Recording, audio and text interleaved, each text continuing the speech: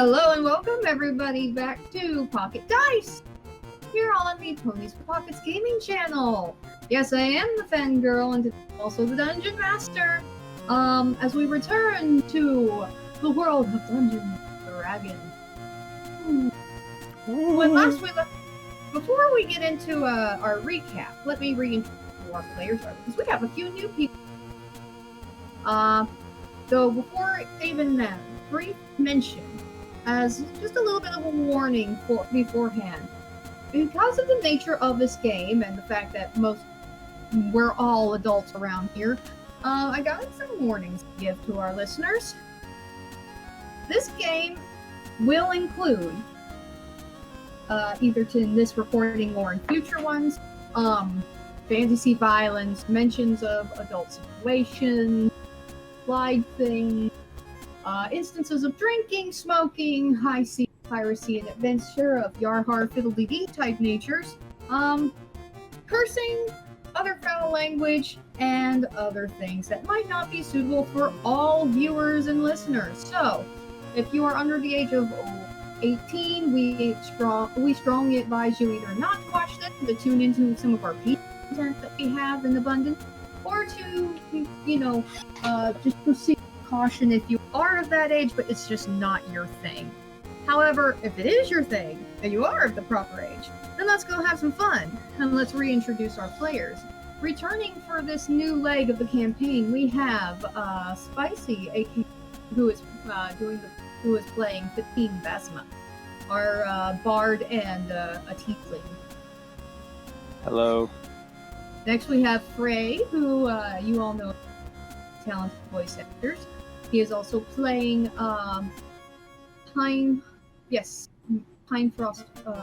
Frostbeard. That's it. Oh my god!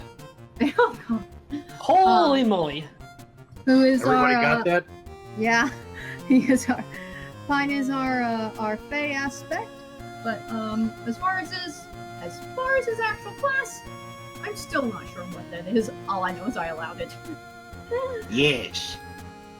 Next is Jestre DeRama, who is not only supporting for us and providing sound and whatnot, as well as video for all of you to see our shenanigans. Yeah. He also plays Sebastian, our tiefling rogue. Greetings. And how can I follow up a frickin' yell by just saying greetings? By being charming, that's how. Oh yes.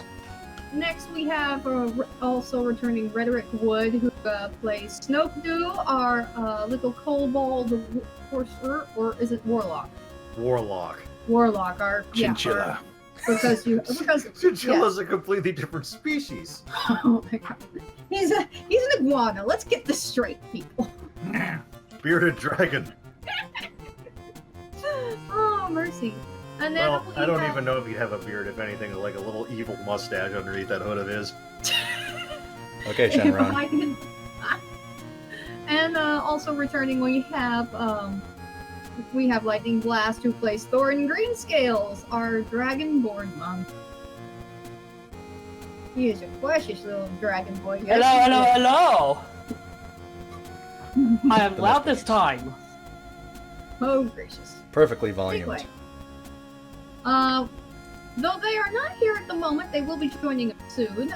We also have returning, but also still sort of new. We have Sylvari Goldleaf, played by Joy. Sylvari is our cleric and elf of the party. And then, a little bit, we will be introducing Skelly Pop, playing somebody new. So, until their character pops in, we will proceed on. So, as I was saying before, when last we left our heroes, they had just saved the city of Saltmarsh from invading lizard folk and pirates, who had all decided that they were going to try some human trafficking as well as to fund the invasion that the lizard folk had been planning for quite a while. With the help of the merfolk who live off the coast, they managed to stop all these dastardly things, avenge people who had died needlessly, and now Saltmarsh is currently in the midst of reconstruction. Thankfully, though it looked quite terrible the night that it was happening, it wasn't as horrible as it seemed, because now, say in-game time passing, say, maybe a month or two, most buildings are either repaired, or for those that were more heavily burned and damaged, they're well underway in construction and making very good remade. The marketplace has reopened with, and where some more permanent shops have been destroyed, they now have temporary tents in order to comply their trade. And ships have returned to the harbor, giving everyone what they need as far as supplies and, well, more things to keep the city going. That's it. The heroes had been granted some great boons by Lord Saltmarsh. One of which being that they were given the Sea Ghost to the former pirate vessel to use as their own. It was and over the month, it's been re-outfitted to be a proper sailing vessel rather than just a pirate's little hideaway.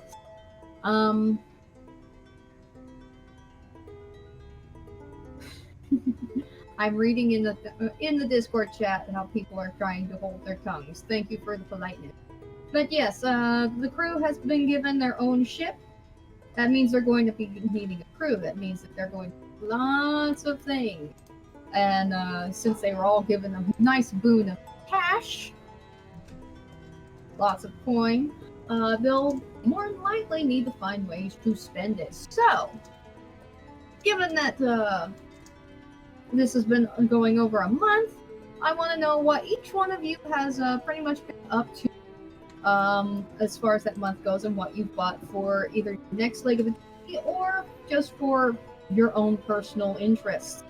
We'll start with let's see here. Start with Frej. Was there anything you wanted to do before this month of reconstruction? I have no idea. Well, you're the old man who normally doesn't have an idea, so that's kind of Fair enough. I'm gonna wander around. Alrighty, alright. Oh, I'm the kind of guy who likes. I'm gonna explore the area, just Alright. to see if I recognize anything at all. Alright, just roll me a knowledge history. No. I need to see if I can find any ancient sites or anything like that, any remnants of old. It's knowledge historia. Don't die. History. The centuries have passed so much that nothing looks familiar. Between all the time plus the attack, you don't see anything remotely recognizable. You've never actually been here before now. Damn it! What did you do? Nothing. Mm-hmm. Oh, what the hell? I just saw the image. Oh my god. Okay, shouldn't be looking at Discord, right? Sure. Anyway, with that, let's see. Jestre, did you have anything that you had in mind for for this bit of downtime y'all had before you decide if you're going to set sail or not? Well, I'm trying to think of what subject. What was it? Nothing. I heard something about a tiefling. I was just gonna say I was gonna mingle with the townsfolk and maybe learn more about the area. Maybe get some ideas for future advantages. Who knows? Alright, roll me an investigation check. Okay, let me pull up my sheet. Pull up the sheet. Just pull it up. Investigation. Pull it up. Is that a D20 roll? I can't remember. Yeah, it's a D20, and then Okay. add your add the modifier listed. Investigate. Okie dokie. Alright, make sure the dice doesn't fall on the floor. I have no space. What the hell? You need a box or a cup. 11. You listen around and you really don't hear any juicy rumors aside from what aside from the local gossip, at least now. For now. Like yes, again, local. It's just local gossip. Like, oh, I heard Janice has been enchanting her garden to have more brightly colored flowers. Oh my God, that bitch! that kind of thing. And as well as I heard Harry's doing his neighbor's daughter. What? Oh my God! Okay. I knew something like that was coming. I was like, how old is she? Oh, she just came of age. I was like, That does so well. man. Yeesh, man. Bow chicken. Uh-oh. Yeah. I was like, Hey, took a bump. oh dear. So yeah, mostly again, just local gossip, real crap that has no bearing on you, honestly. And when people do notice that you might be listening in, they just kind of like, oh hi, and then they just go about their business and whatever. So I get along while you being do something that makes me spit my soup at my Which is computer. I swear to God. which is a little bit different than what you're used to, given that you're a tiefling, but you take it rather than having demons spawn at you. Yeah. Great, I lost the cap to my water bottle, but that's totally unrelated. You were all at disadvantage now. Okay. Oh yeah. Oh no! Don't spill it on the computer. Got it. That's the way to cap things off. Let's see here. Let's see. Does anyone just have something in mind? Fatigue, is there anything you want to do? I did send you a Thank DM, but Okay. I did send you a DM, but it can wait. No, I read it. Okay. Yeah, we can do something like. Let's see. Thoryn, is there anything you wanted? Like maybe, did you want to look for Pine to make sure he's not too confused about this town he's been wandering in for? Let me roll some dice to see how many days. An old man running around lost and confused. Yeah, watch your rolls a natural 1d20 20. to see No! Okay, so no! you know this Pine has been gone for about 16 days. Oh God, roll high. Nice. I think I'll. About 2 weeks, but you haven't seen Pine in the mansion you guys have been graciously allowed to stay in for a while. Where's Grandpa? I think I'll go ahead and look for him. All right. Oh, that's Snokdu, amazing. You go with him. Save Of course I Grandpa. go with him. Thing is, I can survive in the wilds pretty well. I'm pretty much attached to his ankle at this point. Well, you All are right, short so enough. Thoryn, you and your minion go off to look for Grandpa. Me and my ankle biter. Where do you want to look at first? But I won't bite your ankle. Oh God. Where's Pine? That's the new Let me- adventure. let me read off some of the areas. There's Where did that locksmith- old man there's- go to? There's the locksmith, the weaver, the blacksmith, the harbor, the trading company, the bank, the inns, the village jail.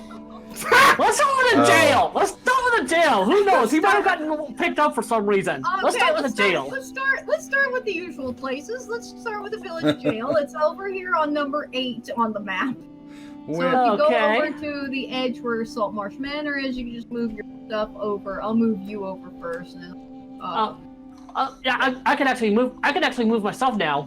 oh, okay, that's right. Where in So the yeah, you world? guys just poke it. You just go poke at that, and as y'all okay. So go on. You enter the jail.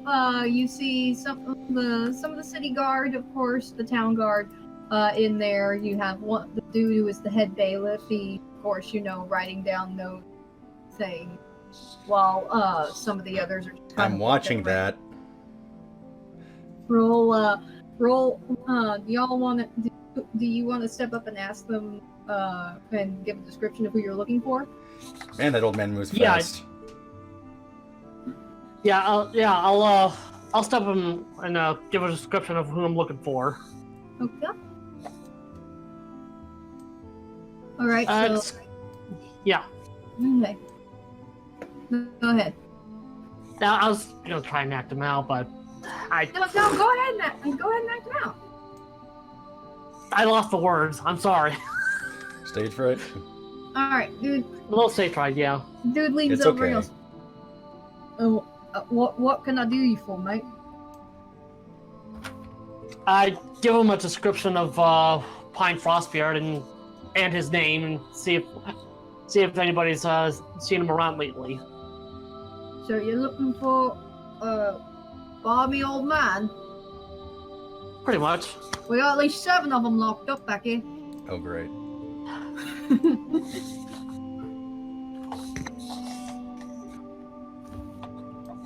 Anything else that you can tell me in particular about this one you're looking for?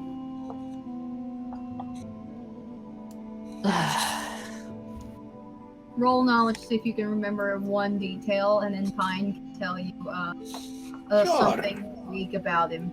You get it high enough. Just so you know, Frey, I'm following you on camera. That's great. Where is Pine? Where is Pine? Where is he now? Where'd he go?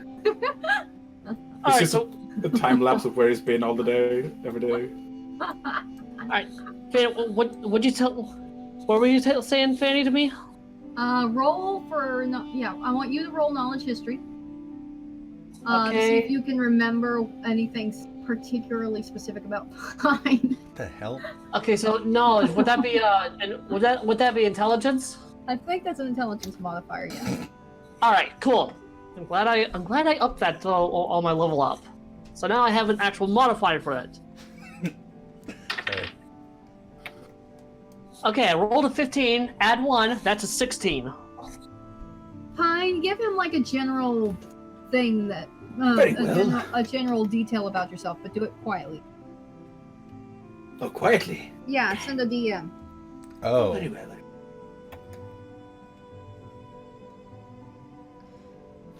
That's a good idea for secret stuff.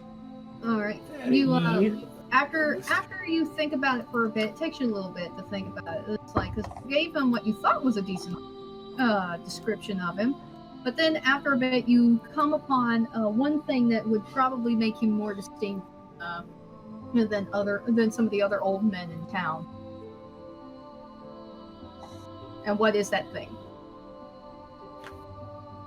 Hang on a second.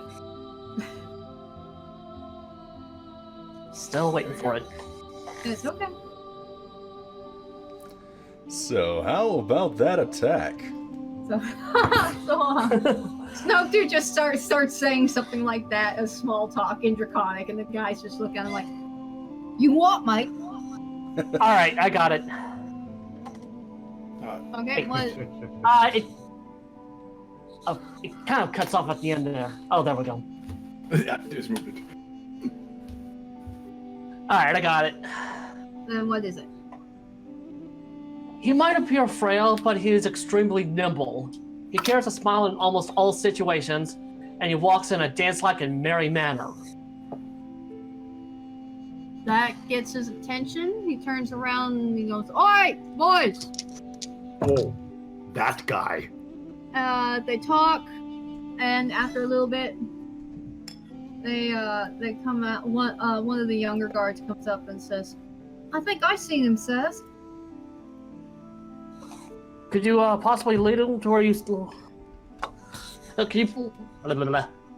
Vowel movements, as my sister would say. Make sure to be clean about it. Hey. Oh my god! I saw him at the jeweler's place a couple of days ago. Would you like me to show you? Please. That's a new one. That'd be very handy of you.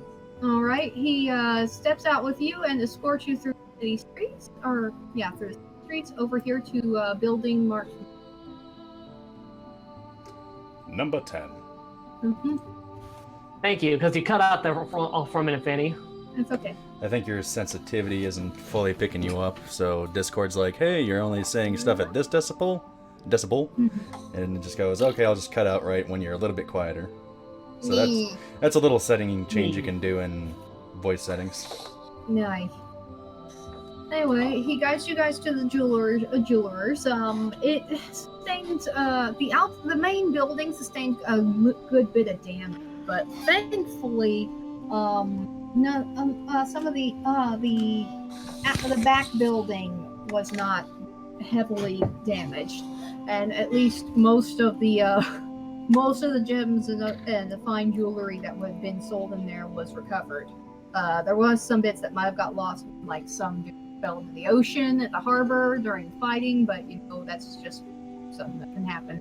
But anyway, for the most part, the jeweler is the owner of the store is still plying their trade, still selling fine pieces of beautiful arts and craftsmanship to people who can afford, gold and gemstone laden items.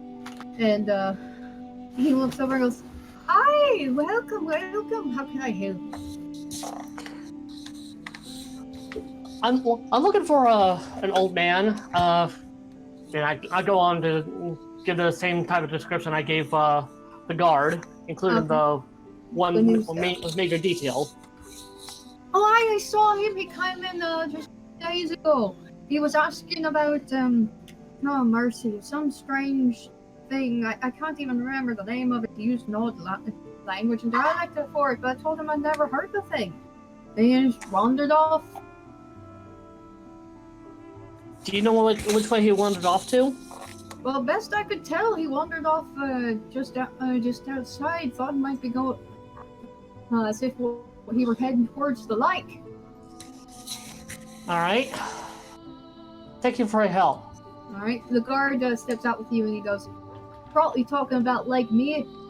If you go that way," and he points towards the streets and down the way, and out the way, you can't miss it. It's almost as noticeable as the ocean. All right. Oh, thank you, sir.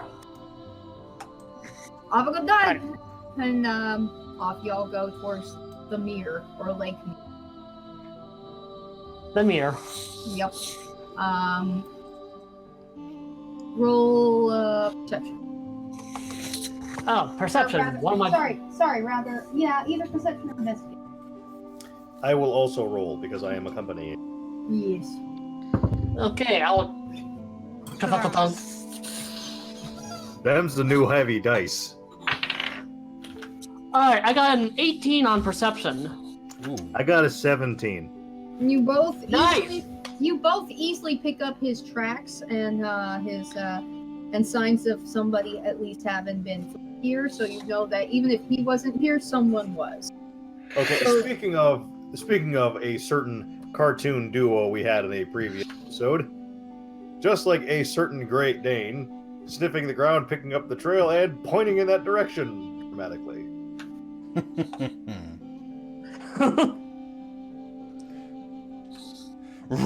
Sorry. So as you guys get closer to the lake, you do see a figure there, but it doesn't look like the old thing. It looks like someone who's roughly the size of an elf, with high cheekbones, very pronounced pointed ears. Their eyes are closed at the moment, but it doesn't look like any ordinary elf.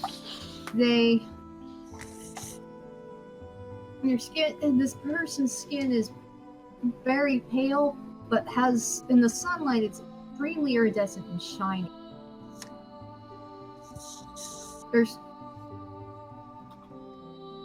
And the hair on their head is very full and lush. It's equal forms beautiful, but also a bit eerie. So do you approach? Yeah, well, I do approach, but I approach carefully. So stealth or No, I'm just normally approach, but I'm a little, but I'm Cautious. yeah, I approach cautiously, but I'm not exactly trying to be stealthy either. okay. I roll for stealth. Okay. As you heavily Because roll, of course I do. As you That's a roll 13. really heavy dice that we can hear a mile away. Was that thump? Yes. What? I thought that was a door. No, these are titanium dice. I just heard. That's me rolling a d20, by the way. But yeah, I got a 13. You got a 13. It's not stealthy enough. But yeah, as you two approach, the eyes snap open and they are large,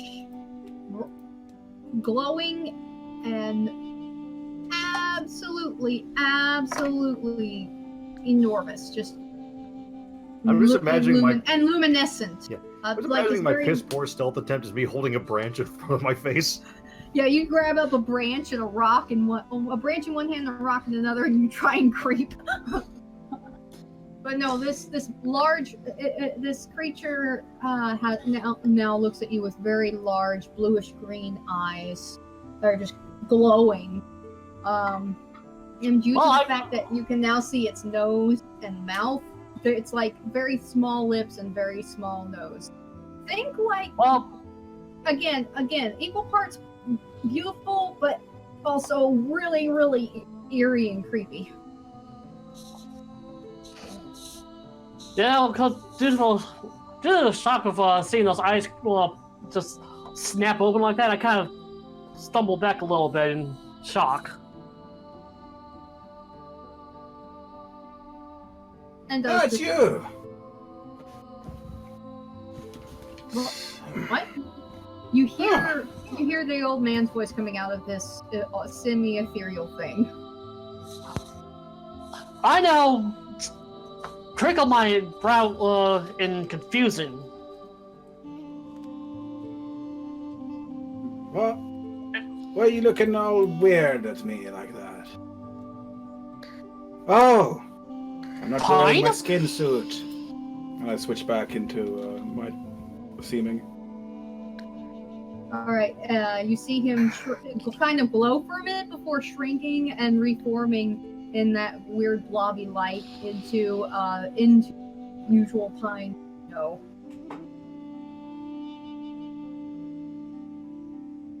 Intriguing. I kind of just flap my mouth without saying anything because I'm just still stunned at what I just saw. That's still rude to stare, you know. But not every day you can see somebody just transform into something like that, I say to him. I consider this for a moment. Given that you've seen him transform into an owlbear-like creature at least already during the fight, this should not be surprising, and yet it is. I hold up 5 fingers as a rating. What? I said I hold up 5 fingers as a rating. Mind you, I only have 8, but still. It's like 5 out of 10. So, Yeah. hi. Hello. Hi. Everyone. Our friend Sylvari Goldleaf has returned.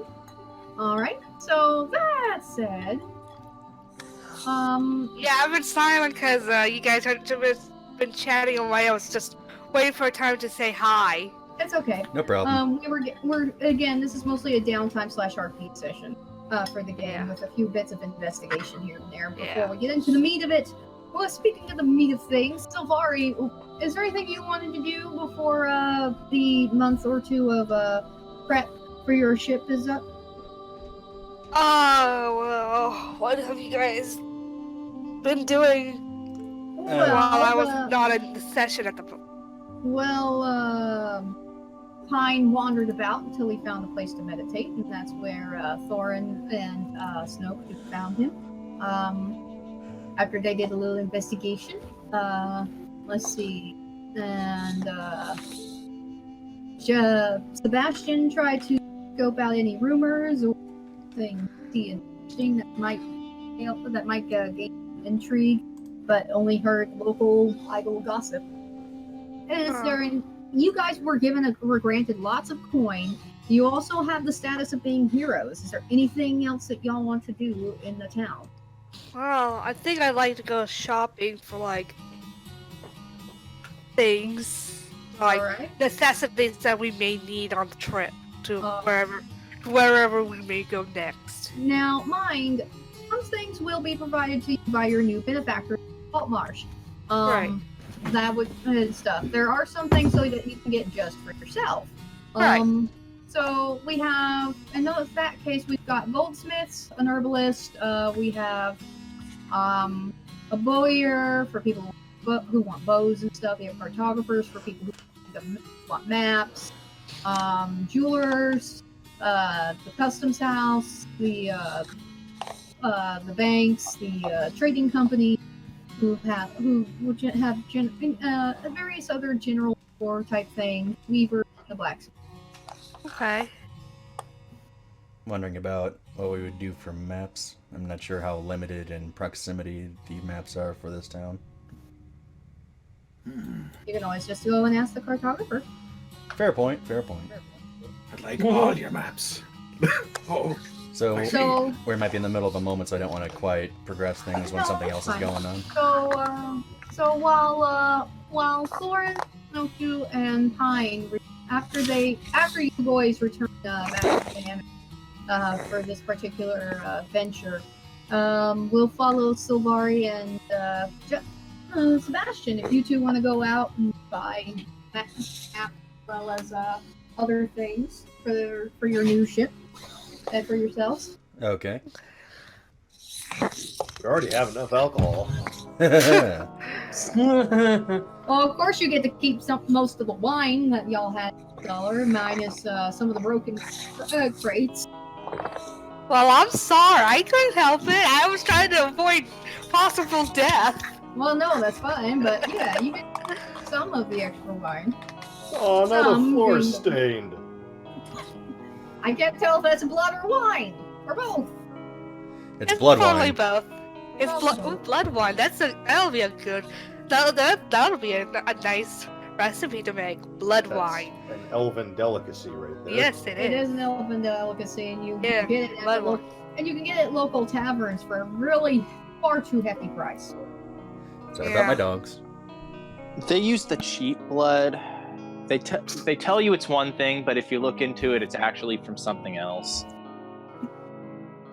It's pig's blood. In any case, Oink oink. Yeah, I was thinking of getting a longbow and some arrows. then that would be the bowyer, and they are building number 50 map. All right, I'll go there.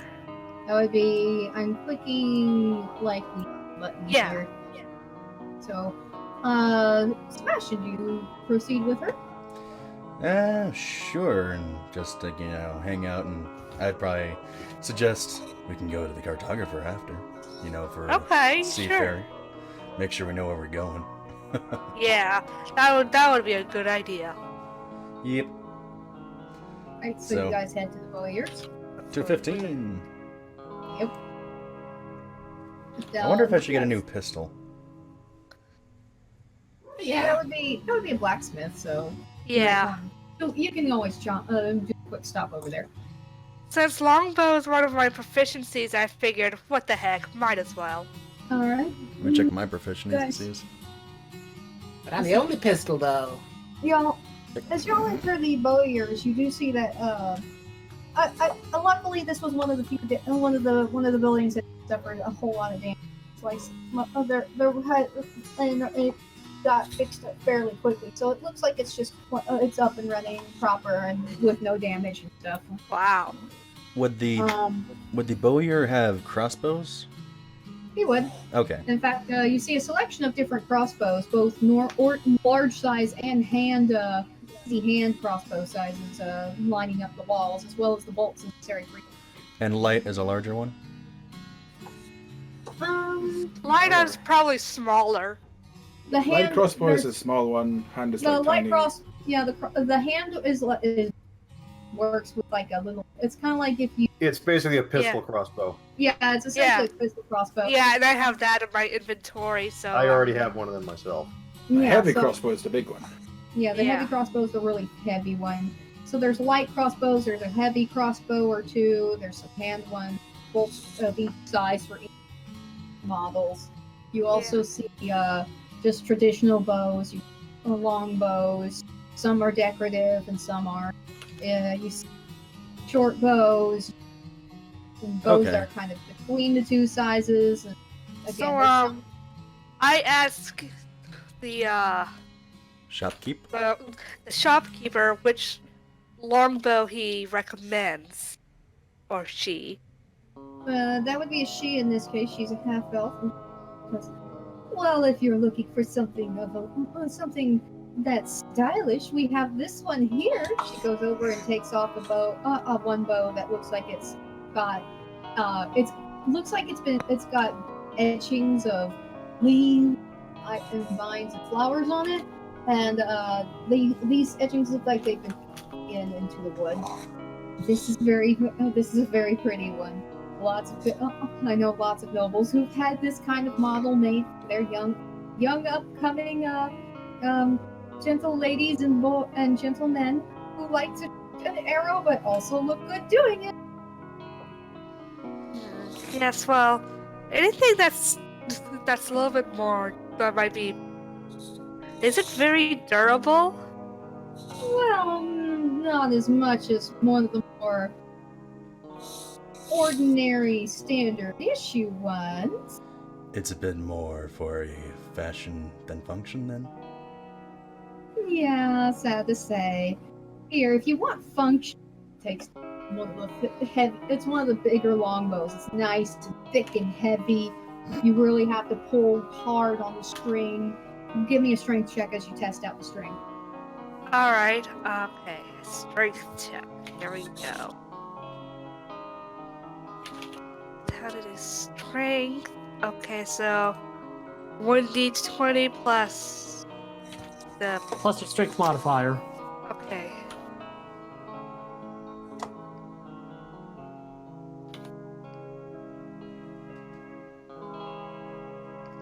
Yeah, so I double checked my inventory. 14.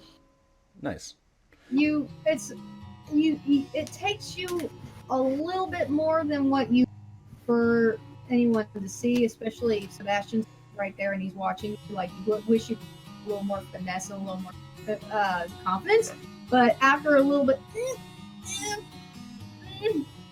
and a little touch of shaking, you manage to get it pulled just taut enough. It would take a lot of training with this bow to be able to pull it smoothly and quickly.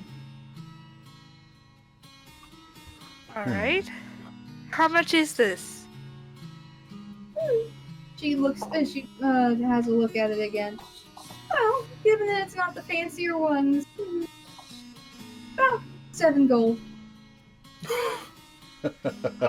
Alright, and Good function does not come cheap. Can I do an investigation to see if she's trying to sell Overcharge something? you? Not overcharge necessarily, but kind of sell. She's trying to sell, but she's trying to jade you.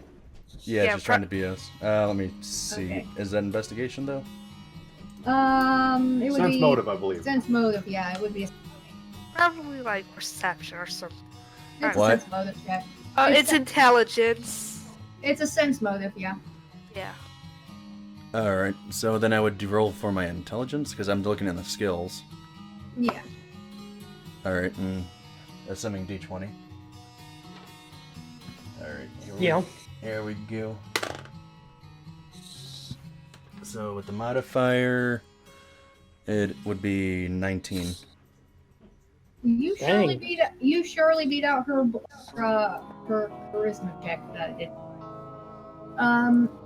She is upcharging you a bit. It would really most bows like this, since they're function over fashion, plus they're not quite military grade. They're actually worth closer to 3 or 4 gold. You know, I've been around a few stores, and I'm sorry to say, but you might be kind of pushing your price a little much. I mean, from what I've seen, it's about 4 or 5 gold. Roll intimidation. Alright, help my intimidation. Oh, nice. That's a good modifier.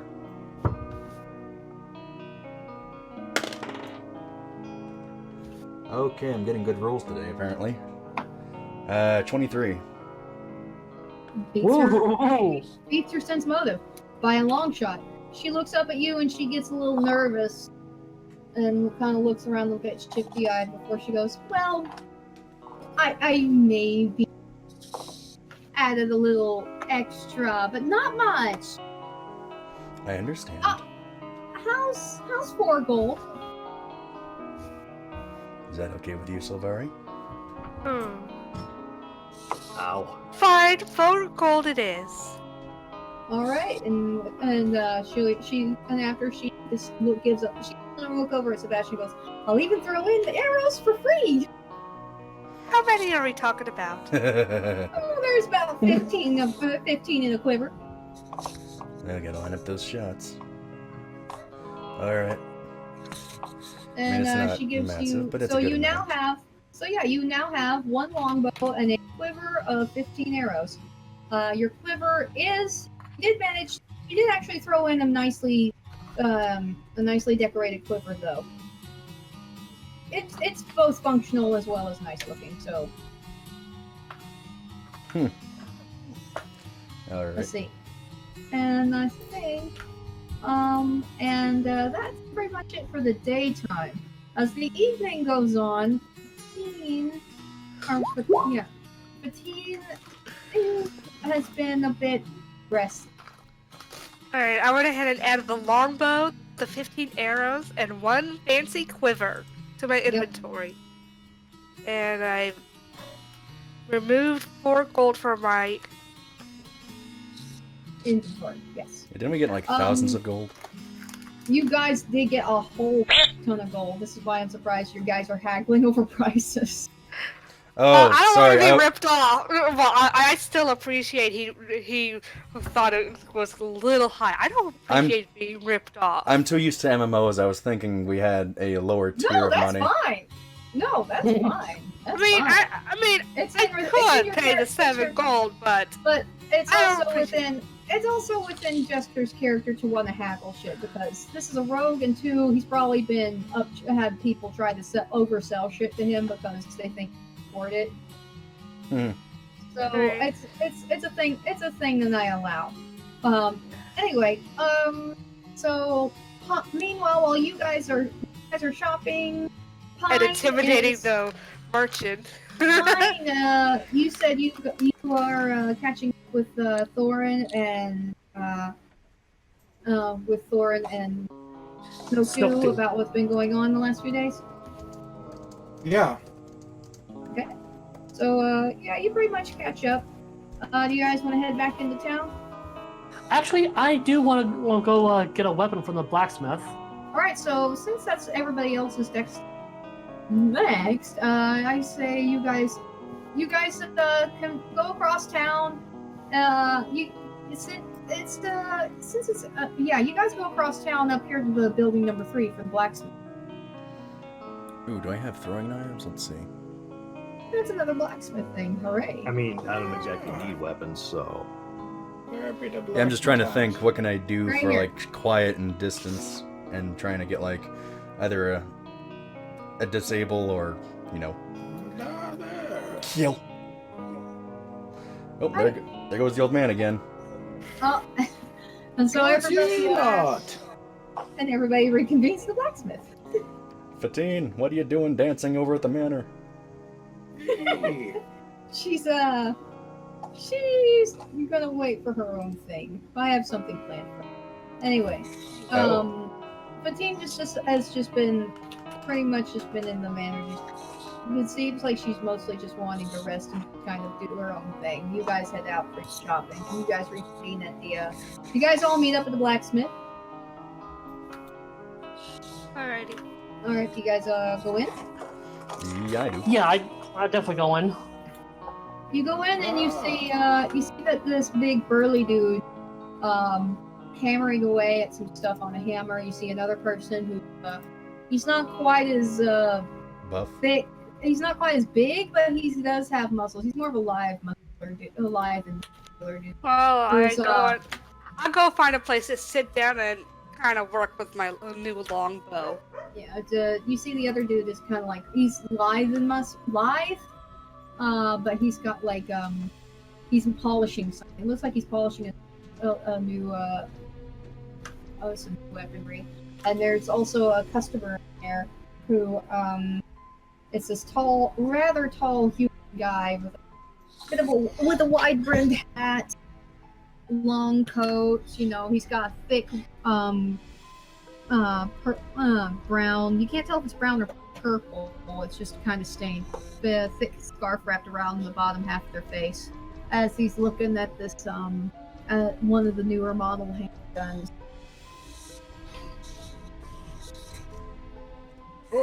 What? So I was like, do we want to converse? Do we want to buy first?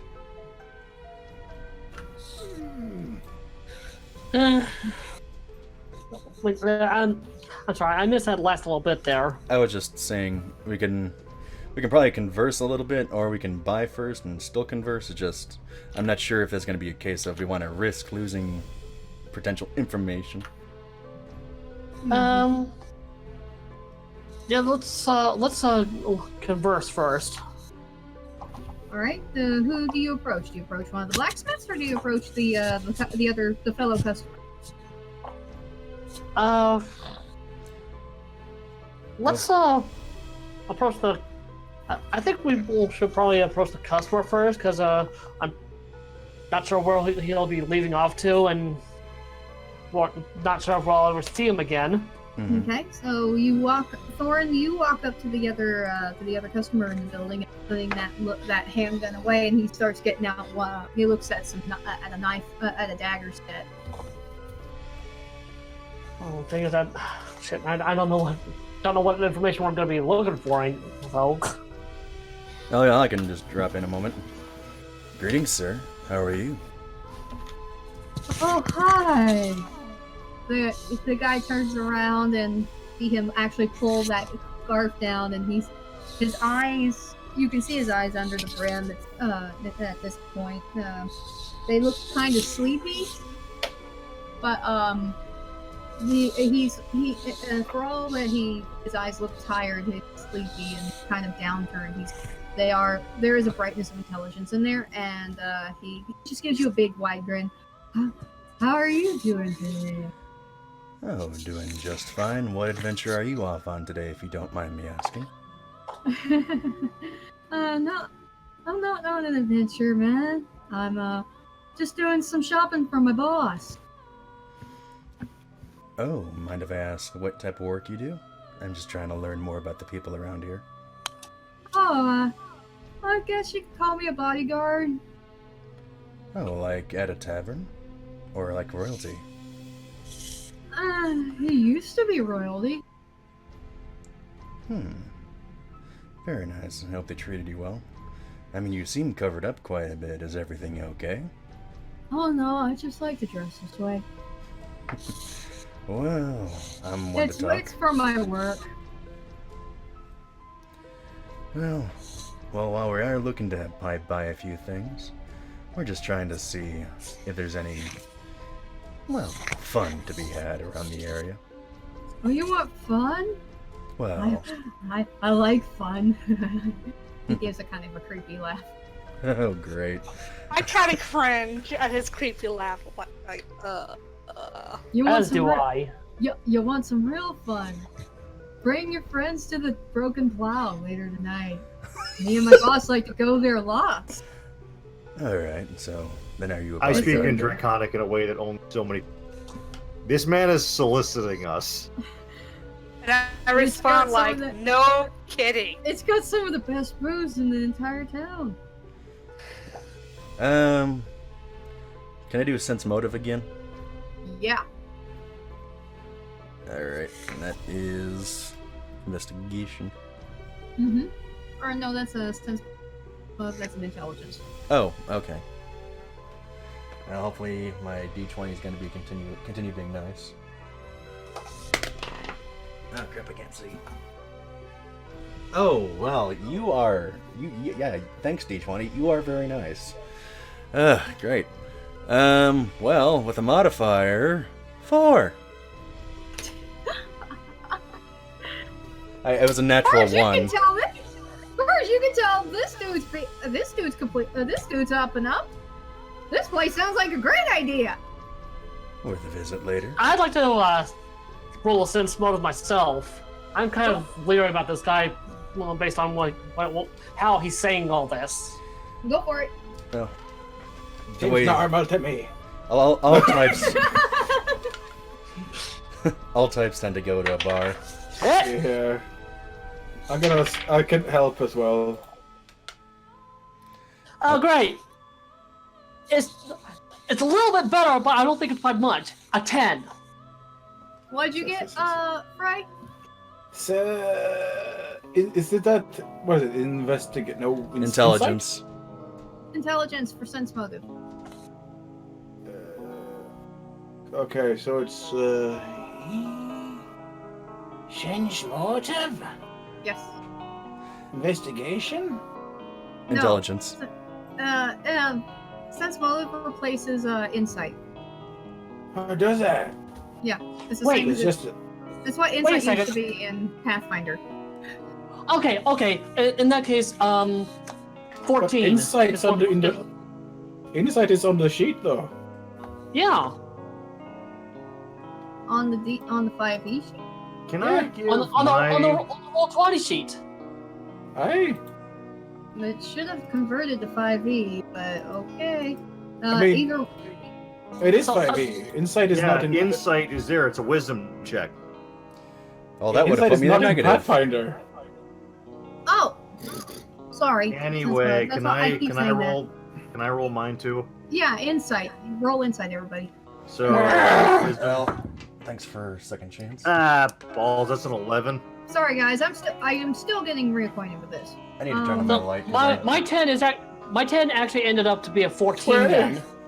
All right, Pine. 18. All right. Even if Sylvari hadn't done it, Pine alone would have been able to figure it out, as well as everybody who got above a 15. Shoot, I was so close. Yeah, this guy's being honest with you. He thinks this place is fun, and it doesn't seem like he has any duplicitous intent. He's just kind of delivering it in a really creepy way. He doesn't mean to. This just seems to be his. And Pine's like, there's nothing wrong with it. This is just his nature. I was just trying to Dude's see if probably there's just baked. Oh. It maybe. seems fine enough. Well, we could always go to that bar/strip club to find out. I just like the plowed, the broken plow. Was you it? say that, yeah. He hears you say it's a strip club. He laughs. He goes, yeah, no. My boss wishes it were a strip club. He'd be taking his clothes off every night. No. And that's where we don't go there. No, it's not. It's a bar. It's a really nice bar, but it's a I bar. had myself muted, otherwise I'd have laughed with you.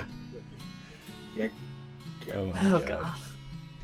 God. Well, I suppose we can Check it go out. there if everyone's willing. Well, after we make a little purchase. You know, first. I have a my schedule is really packed at that time. He just said it wasn't a strip. Yeah, but I don't trust that guy. This guy's on the up and up. It's his boss. You haven't even met his boss yet. I mean, do I want to meet him? Wait, did you say You don't eat have- him? No. No. Meet him. Meet him. The M got If cut you don't off. wanna- If you It don't sounded want to like meet him, beat him. You know? if you don't want to Greet him.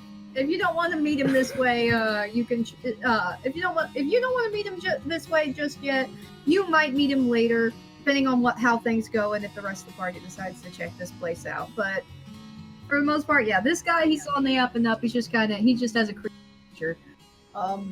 He puts down the knife set and he just walks over to the dude who's polishing up like a brand new new dagger thing, and Wick this guy just kind of leans over him and goes, "Is it ready?" Just kind of looking from the sharp pointy thing to the blacksmith and shining it up. Well, yes, it is ready. Here you go, Mr. Wicker. Thanks. And Wicker, as he's been called, looks at the knife. It's got a little, actually has a little buzzard's head on the hilt. And he's like, yeah, that's nice. That's real nice. It's worth all 13 of gold. And he reaches into his bag and counts out the coins like one little gold piece at a time. Guy going, It's okay. my eyes twitch in annoyance.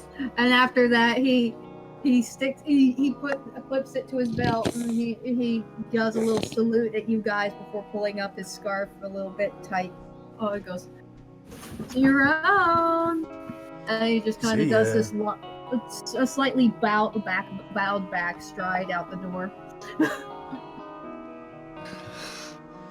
Well, nice guy, but He was a creep. He's a bit of a snark. don't judge a book by its cover. And you're one to talk because That said, the thinner blacksmith goes, so can I help you with something? Well, I'm looking for some throwing knives.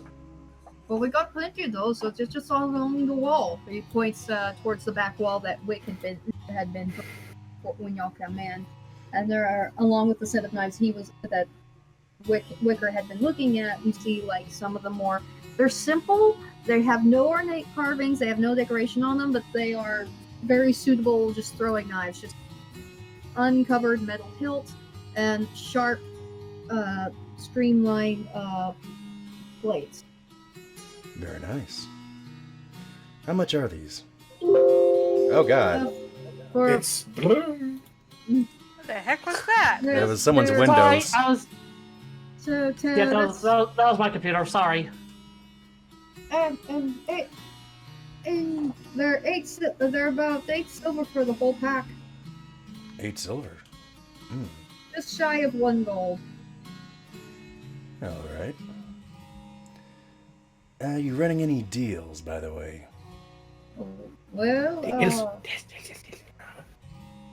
if you want to buy, if you want to buy those, we can throw in a whetstone and a few hunting knives for 5 gold. Sounds reasonable for a whole pack. We also have fishing knives if you prefer to fillet your own fish. Is that separate or included? It could be in place of the hunting knives. Oh. Well, I think since we're going to be on the sea for a little bit, we aren't going to be quiet in the forests, I imagine. But who knows? I think it might be easier to fish and fillet the fish, so in place of those hunting knives, I'll go with some fishing knives. Well, he goes over and he starts collecting the items. It's the box of throwing knives, and he looks at the filleting knives, quote unquote, he gets. They are certainly thin enough to fillet a fish, but they are wicked long and very curved. You could easily cut someone's throat with these. Ooh. If you needed to. But they're also not incredibly adorned or decorated. They are just simple leather on the hilt and the sharp blades. Nice and simple. He gets these, and he gets the whetstone so that you guys can keep stuff sharp. Is there anything else y'all wanted to look at? Jestre, you said you mentioned. Well, I would have had to go back to the bowyer if I was going to be getting crossbows, but I was just trying to think of the you most. want to replace your gun. Oh, right, I wanted to replace the gun too. Oh, because it actually did detonate, right. Mm-hmm. Alright. I'm trying to think of a good way to get a recommendation for a general durable handgun. What would you recommend for a more durable gun that is good for quick use, but maybe an occasional distance shot? Well, you most flintlock pistols aren't bad, but they have the problem of the powder getting wet, or the wick not catching. And he goes over and he gets out some of theirs. These are still a bit new, and most people are a bit wary of them, but I think they're quite interesting. The powder is in a capsule at the end of the bullet. He shows you this. It looks like it's not like the ball bearings that you find, ball bearing style bullets that you find in a usual flintlock pistol. It's just a little bit longer, and there's like a little cap at the end. I would assume this is the equivalency of an early cap round or a very, very early cartridge-based It's like a cartridge. It's a paper it is. cartridge, is it? It is the early version of the cartridge-based gun. And he shows you that to use it, you pull back the pin on the back of the gun, you hit the trigger, and he makes sure there's nothing inside, and he kind of manipulates the mechanism to show you how it's supposed to work, how it's supposed to hit the cartridge to make it explode. Holy shit! Oh. So is this advanced technology? Like, oh. It's fairly new, semi-experimental at this point.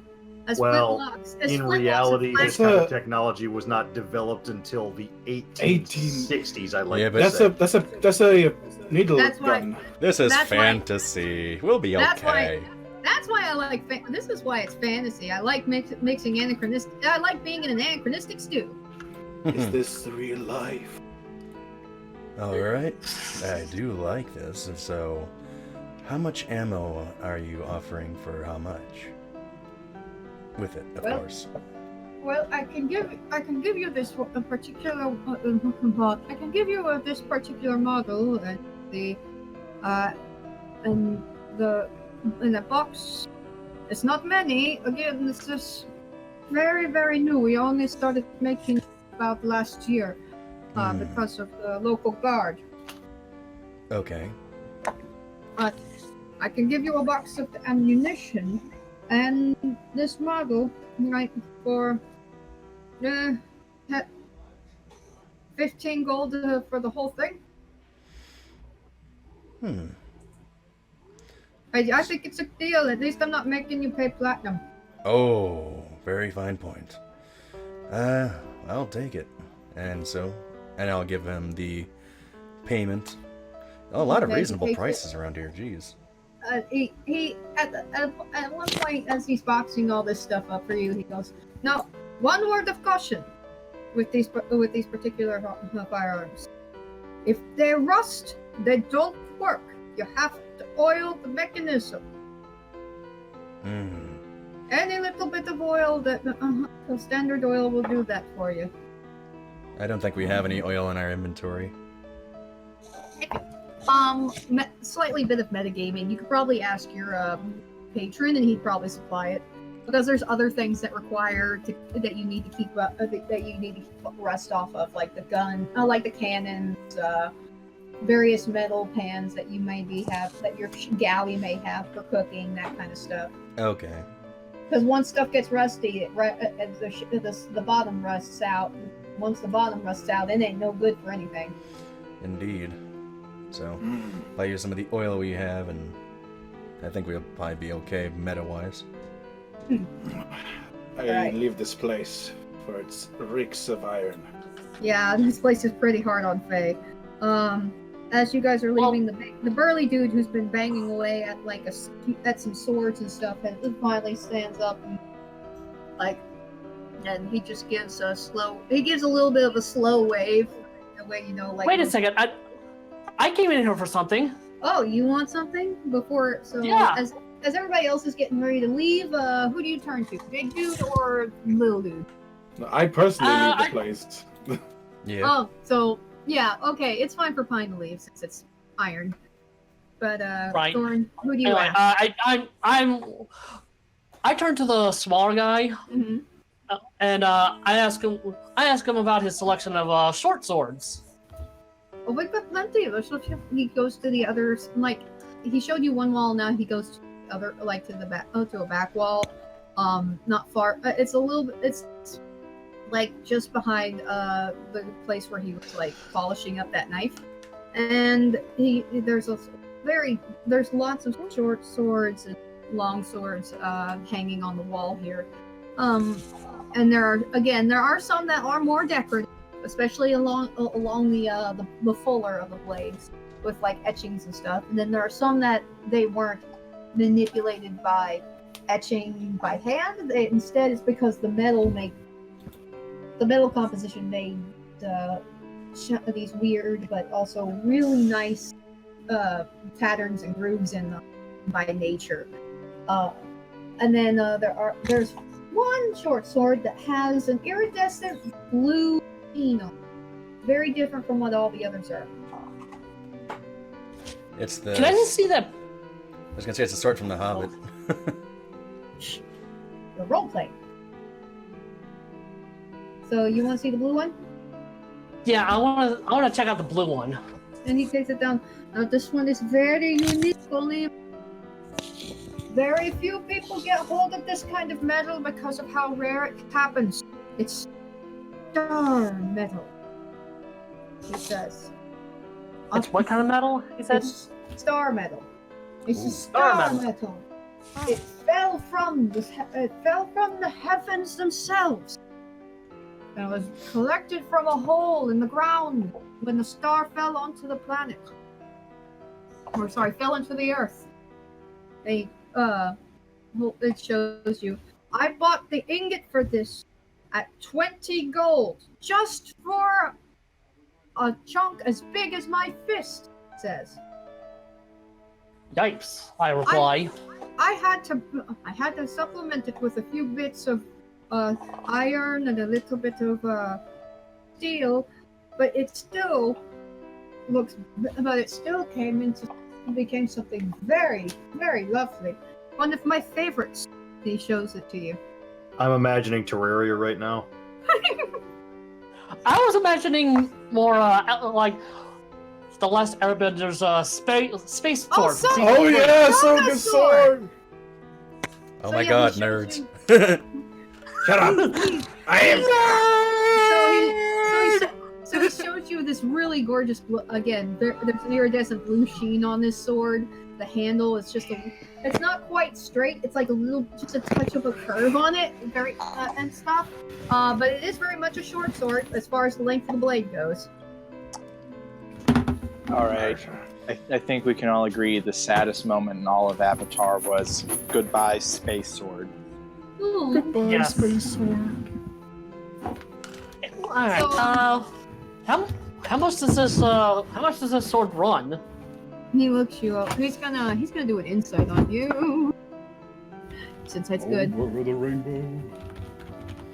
Okay, I'm back. This- Sorry, Mom needed to talk to me. No It's problem. fine. It's fine. He looks you over and then goes, I did tell you that for the ingot for this I had to pay 20. Yes, I did hear that. I was just checking to see how much you're running the sword based off of that. I won't sell it for anything less than 35 gold. Hmm.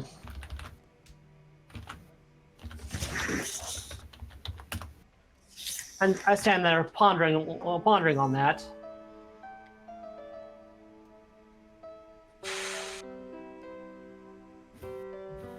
I know money is not much of an issue at the moment. I think to myself. I chime in the language that he can't understand, Draconic, of course. I could just, kill him and take it for you. I suddenly glare at I Snokdu. whip my head back and I whip my head back at do you know Snokdu and Draconic? say, "Dude, seriously?" Does he know? I know you know. Do you know your little? Draconic. Do you know your little Only kobold? Sylvari and Thoryn are the only ones who speak Draconic. So that's why I shot you that angry glare. Like, don't you even think about that. Yeah, we just saved the town. We don't want to Oh, kill it. he thought about it. Yeah, you hear. I turn back to the shopkeeper and I say, "Can you excuse me for just a moment?" Well, of course, but can I have the sword back first? I hand it back to him. He takes it back, puts it back on the rack where it's been hanging. Also, my icon has been updated. Perfect. Nice. I kind of storm back to Snokdu and say, "Are you kidding me, dude?" Why are you being so loud? You Got a headache. can hear them from outside. I'm Yelling going at to Just- take a look at. Inside voices, please. I think I'll go ahead and take a look at if he has any other of those star metal. Roll investigation. Alrighty, investigation. So that'll be. Hold on. And that blacksmith gave me a headache. Investigation. Okay, so It's an intelligence. yeah, I know. I was just talking to myself. Oh, sorry. Also the 12. As far as you can tell, there isn't anything else like that in the shop. This is the only blade like that. I mentally curse to myself. Like, damn, I wanted something pretty like that too.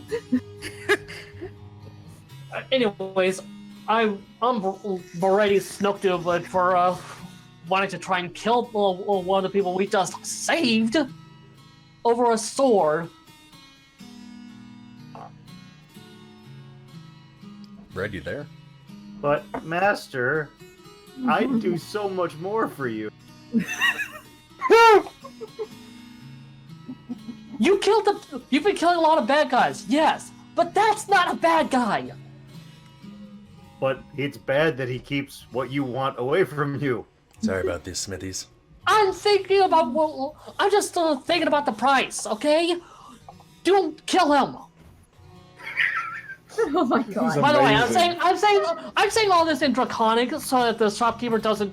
So I don't reward the as far as he can tell, you're just speaking in a weird ass language he doesn't know and he doesn't really care. All he knows is that you and your little he thinks it's either your little brother or your little minion or whatever are arguing with each other. And I just pinched the bridge of my nose, like, calm down. So, I'm thinking he might get it, but this might take a moment. He's massaging my forehead because, this blood noise and this bloody iron. I said, no. And you're outside even and hearing all this shit. I feel sorry for Pine. So let's see. The shopkeeper just goes, take it, time. I'm fine. It's like, as long as you pay for the rest of it, I don't care. By the way, while Well we're then, here- I'm thinking of just giving him 40 gold straight up. And then just pay for all of it. Yeah, just pay for. I'll just go ahead and pay for all of it. That way, Alright. Roll a bluff on the shopkeeper to negotiate that price for the whole set, for everything, for the gun, Okay. for the knives and all that bluff. stuff. What's that under? That would be, I think that's actually perception. Persuasion. Persuasion, that's it. Sorry. Charisma. Okay. So 1d20 plus 3. Alright. Survey says... Survey says Oh! failure. Oh! Well, Bochum. he wanted 35 gold for it all, and I was going to offer him 40. I'm giving him 5 extra gold. Well, Like he wants- 5 extra he wants- gold. Like, I'm sorry about all this. Here's some gold. Well, fuck me. I rolled a percentile to see what happens next to decide who all comes into that shop right now. Fuck you, my girl. Oh, great. This is Alright, gonna go great. As you guys are arguing, in walks a not tall but not short half elf. In fact, I want you guys to make a knowledge check, see if you recognize. A what? Knowledge check. Knowledge check, see if you recognize them. Come What on, is- these guys don't what like me today. form of Knowledge, is like, this? what? What's that under? It's an it's Insight? intelligence. No, it's intelligence. History, Arcana, I got a 7. Screw me. Nature. So if that's an intelligence, 16. if that's an I intelligence got a check, 16. I think I noticed. Okay, I got- 16. Yeah, you. I got 20. Because Oh yeah, I got a 9 by the way.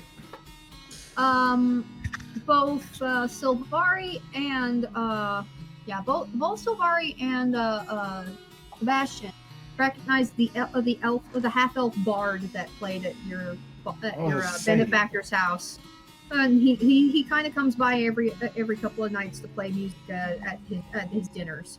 I think me and Snokdu are too engrossed in our argument to Yeah, you to are. not even notice I don't know. based on our roles. Why Yeah, does it give you 2 results? Well, it's the roll plus your modifier that got you your roll. Oh. What was the name But, of our elf friend? The elf, you heard your patron call him Krevoril. Krevoril walks up to the guy and says, walks up to the vendor and says, well, "Good evening. Good evening. Say that part again. You dropped out for a second. He walks up and says to Blacksmith number 1. He goes, "Good day, my friends. I see you haven't sold. Have you sold that lovely blue sword yet? I see it's still on the wall." "Oh no, sir. I haven't quite sold it yet. I do have some interested parties, though." He looks over at Thoryn and at Thoryn briefly. "Oh, I didn't think anyone else would be interested in paying that kind of price for star metal. It is my favorite sort." "Oh, is it? What was the price you were asking for?" 50, he says, looking at Kree. Oh. At Krevoril. I think Sebastian's can I make a blood check to starts see to if boil I a little bit. Can I make a check to see if I heard him? Overhear that? Yeah. Can I do a same? I guess that's perception. That's Yeah, it is perception. Oh, but Alright, that would just well, piss Sebastian I'm off. not really doing anything. I think I'm just already listening to all of it already. I'm gonna roll my perception too. I rolled a 17. You heard him. You heard him upcharge this That's a 13. You heard him upcharge this really, really well dressed, extravagant half elf. He wants this guy to pay 50 for that sword, and he was only going to have you pay 35. I turn back to him. I got 10. And So. I raise one of my brows. Did you bring the 50? Of course I brought 50. Did I hear that 10? I cut in. Excuse me, I cut in. Yes. You told me 35. I say a little loudly, making sure that the elf can hear me. You know, he's trying to rip the elf off because he doesn't want to sell it to the elf. So you just opened up a real big can of worms there, Master. The elf lifts his eyebrow and he goes, "Oh, really? Well, you see, this. I thought perhaps they are heroes to the town. Oh, and just because I play for the local lord, I'm not as important as a few heroes who wandered in off of a boat." What's with all this hullabaloo? Did I hear him at a 10, or am I hearing this at this point? You all hear this. You're all very much paying attention to all this. Can I chime in a moment after Thoryn's done? Go for it. Go ahead and chime in. Go ahead, man. Okay, Smithies, so either you're doing this because we're heroes, or you might be doing this because you don't like his type. Which is it? And this, of course, is the elf even more offended. Don't like my type? Don't like my type? What's with the lollygagging? Oh, sorry, I forgot these were We'll be elves. sailing soon. Oh, no, they're half-elf, right? Yeah, he's a half elf. He's let me link you to his picture. I'm a little lost in track of the species. half elf. I walk into the smith at this point. For the love of, I'll buy it. I'll buy the damn sword. I was gonna try and buy it, but I was gonna say, You're- wait a you second, guys wait are- a second. You guys are walking into a fucking bidding war. Good to start this up. If I'll just, you don't, yeah. if you're not I careful, just want to shut everyone up and buy the damn sword. that's your half elf. Okay. What sort of malarkey is going on in here? Oh, so so our musician was a half elf. I thought he was like full elf. No, half elf. Okay, my mistake. They get the cheekbones kind of. Oh, he's the musician man. Yeah, it's the musician man. How do you do? Yes, hello. Sorry if I sounded rude, but I've been wanting this sword for since I landed, and he's been telling me I can't have it until I can get up 50 gold. Ah. Well, let's do you a favor. We'll cover you for it, but at the price that was previously negotiated. You do that for me. Well, that I must. you are a good person. Oh, thank you. Thank you. Alright, and then hopefully there's no more drama. I think we can just pay it, and I would just you guys, you pay. The blacksmith kind of embarrassed at all this hullabaloo. He actually lowers he does lower the prices. He does give you all the things: sword, the gun, and ammo, the knives, all those things that you guys wanted. He gives it all to you for about 40. Yeah, about 40 40 gold. To which I kind of just look at the musician, then look back to Thoryn. Master, that long ear's taking your sword. No, he's not taking my sword. He wanted it, and we had a bit of a argument, but he's been wanting it for a while. He's Yeah. taking your sword. Well, I'd probably just It's left. not my sword, okay? As you guys, with the business concluded, do you guys decide to leave? I would lastly ask if there's any special rumors, I guess, at this point, since I would think Smiths would know about adventurers coming in and probably doing something or planning something, but then again, might not, but I just want to ask anyways. Alright, you ask him. I'm gonna roll knowledge for him, see if he knows. I've heard plenty of stories about people who hunt, going off for hunting gold. But that's par for the course when you live on by the by the ocean. Alright.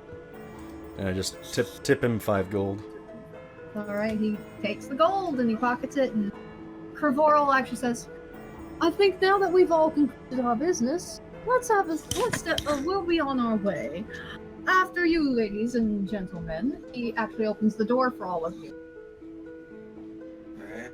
Thank you, kind sir. All right. I wait until everyone goes outside to ask the blacksmith real quick about where I might possibly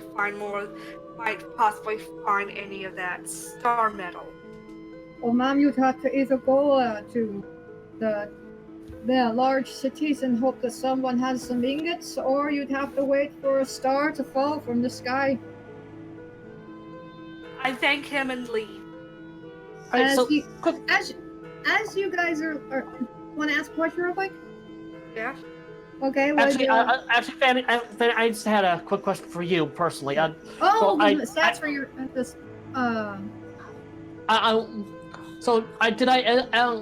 I did eventually end up getting a short sword, right? Yeah, you do. You get a short sword. All right, It's just cool. a standard I just wanted short to make sword. He threw it in. Alright. He threw it in as part of the deal. However, as you guys are leaving, Worrell actually does a light jog up next to you, Thoryn, and he actually extends the star sword, and he goes, "Here. You were gracious enough to get it done, to negotiate it down to a much better price. I feel it's only worthy of someone's," he says, meaning everyone, "much more generous and kind." Ah. Thank you. Are you sure about that? You've been wanting this whole thing for a while. You've been wanting it for a while. No, I'll be fine with a standard sword. I mean, he does have good work, and when it's not something that fell off out from the night, It lets you guys exchange swords, and you now have a star sword that gives you a +1 to attack. And when you it'll and your attack bonus, your attack and damage bonus lets you add your dexterity modifier Nice. because it is very Alright. lightweight. Before you guys go, he says, I overheard this one, your handsome blue friend, he says, leaning a bit towards Sebastian and placing one hand on Sebastian's shoulder. You were asking about rumors? I was. Well, bards' ears are always full of secrets. Very true. I have plenty to share with you if you will all join me tonight for dinner. I would accept. Where to?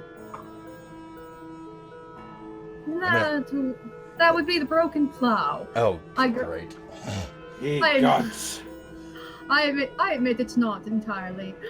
It's not as upscale as the Merry Mermaid, but to be quite honest, I'd rather drink with some of the more down-to-earth folk here in this town than the gossipy housewives, if you know what I mean. Well, I'd be in the same boat with you on that. That makes sense. And I'll see you all there. Have a lovely day, my friend. You as well, sir. He does a flourishy bow before walking off. And to sound like a broken record and reuse the phrase of the day, I look at Sebastian and say, in Draconic, that guy was soliciting you. I smack Snokdu on the back of the head, getting a little sick of his shit. Man. Oh my god, Well- just cause it's unfortunately named the Broken Plow does not mean it's a strip club. Holy shit, you go to a strip club. It might be a gay bar for I know. Well, Sebastian is very casual about everything. Not that there's anything wrong with that kind of establishment. I'm just saying, in this scenario, it seems awful suspicious. I look at the group and be like, so that blacksmith was trying to finagle us into buying it at a higher price, was he? An even higher one for our friend. Well, looked like the finagling blacksmith got finagled himself. And with that, I think we'll take our first break for the session. Okay. When we return, the crew and hopefully with Fatin joining them, they will all go to the tavern to meet with Mr. Crivoro. Will they see Wicker there? Who knows? Will anything else come up? What secrets will they learn before they set sail? We'll find out in just a little bit. Next time on Dragon Ball Z. Alright, gargoyle. Alright, I am going to... Next time, on Dragon Ball Z. Okay, hold on. You can get away with anything when you're a crazy old wizard. Except... Roll for initiative! Everybody, welcome back to Pocket Dice here on Pocket Gaming. Before the break, our heroes went shopping and they gathered a few things that they wanted and felt they may need for the journey ahead. However, they managed to come across two very interesting individuals, one being Wicker, odd man with a very odd manner and way of speaking, who seemed to be a bit, well, let's just be honest, he was a little creepy. But he was genuine. He didn't seem too bad of a fella, and he offered to introduce them to the boss and have a few drinks at the Broken Plow Tavern. However, not long after, they also ran into a familiar face. Lord Saltmarsh's personal and favorite bard, Crivoro, who also, at the end of some transaction trading, offered to have dinner with them at the very same bar. Let's see what happens, and who will join them tonight. So, that said, who all will be going? Jen? I think I'll go ahead and check this out, see what our bard has to say. Well, considering I'm humping his ankle this entire time. Actually, the thought of good food is actually rather appealing to Pine. In spite sure of the odd people who may be there, you've decided food worked out. Hmm.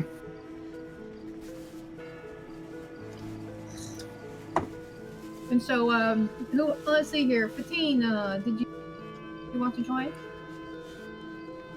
It will be a tavern, and there will be many people there who want some. Yes. All right. Fatin,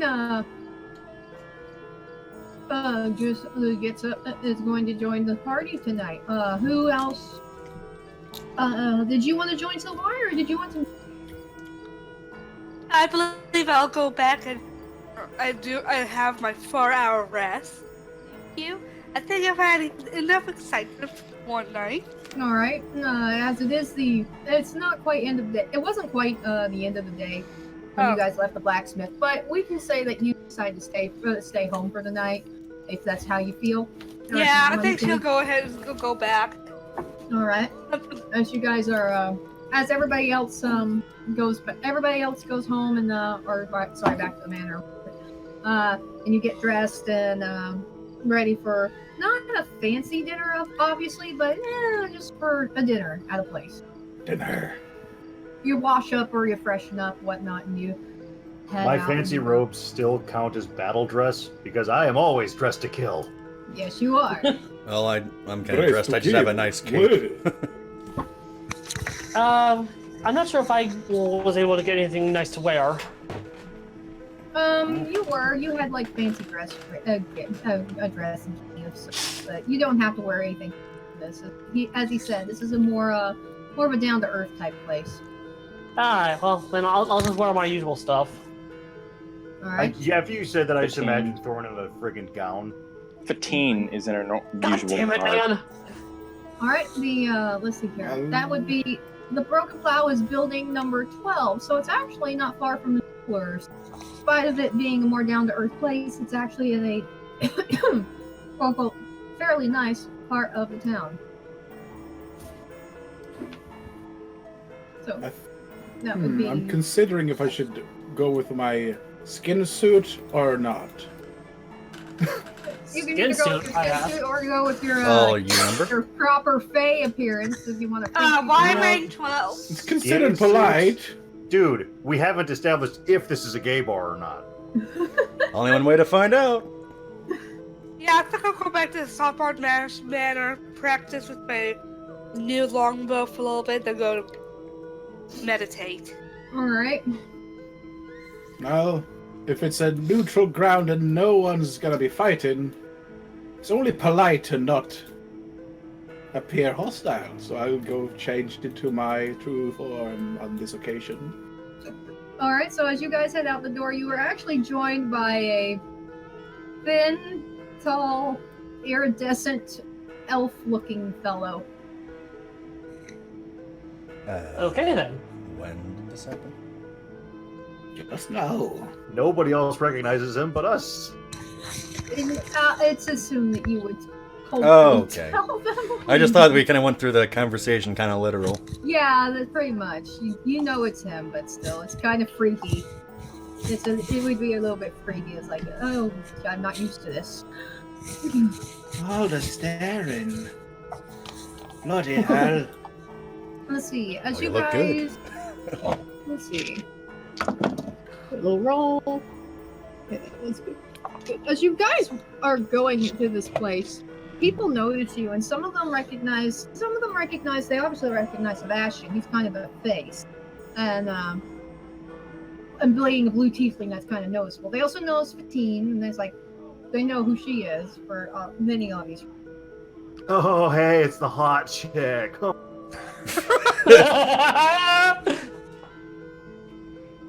I'm also very beautiful. You look mighty fine. So, as you guys, I'm guessing nobody recognizes Thoryn too much, do they? well, they do. They recognize you. I mean, again, it's a tall Dragonborn fella. Okay. So you guys are fairly noticeable. You're fairly obvious.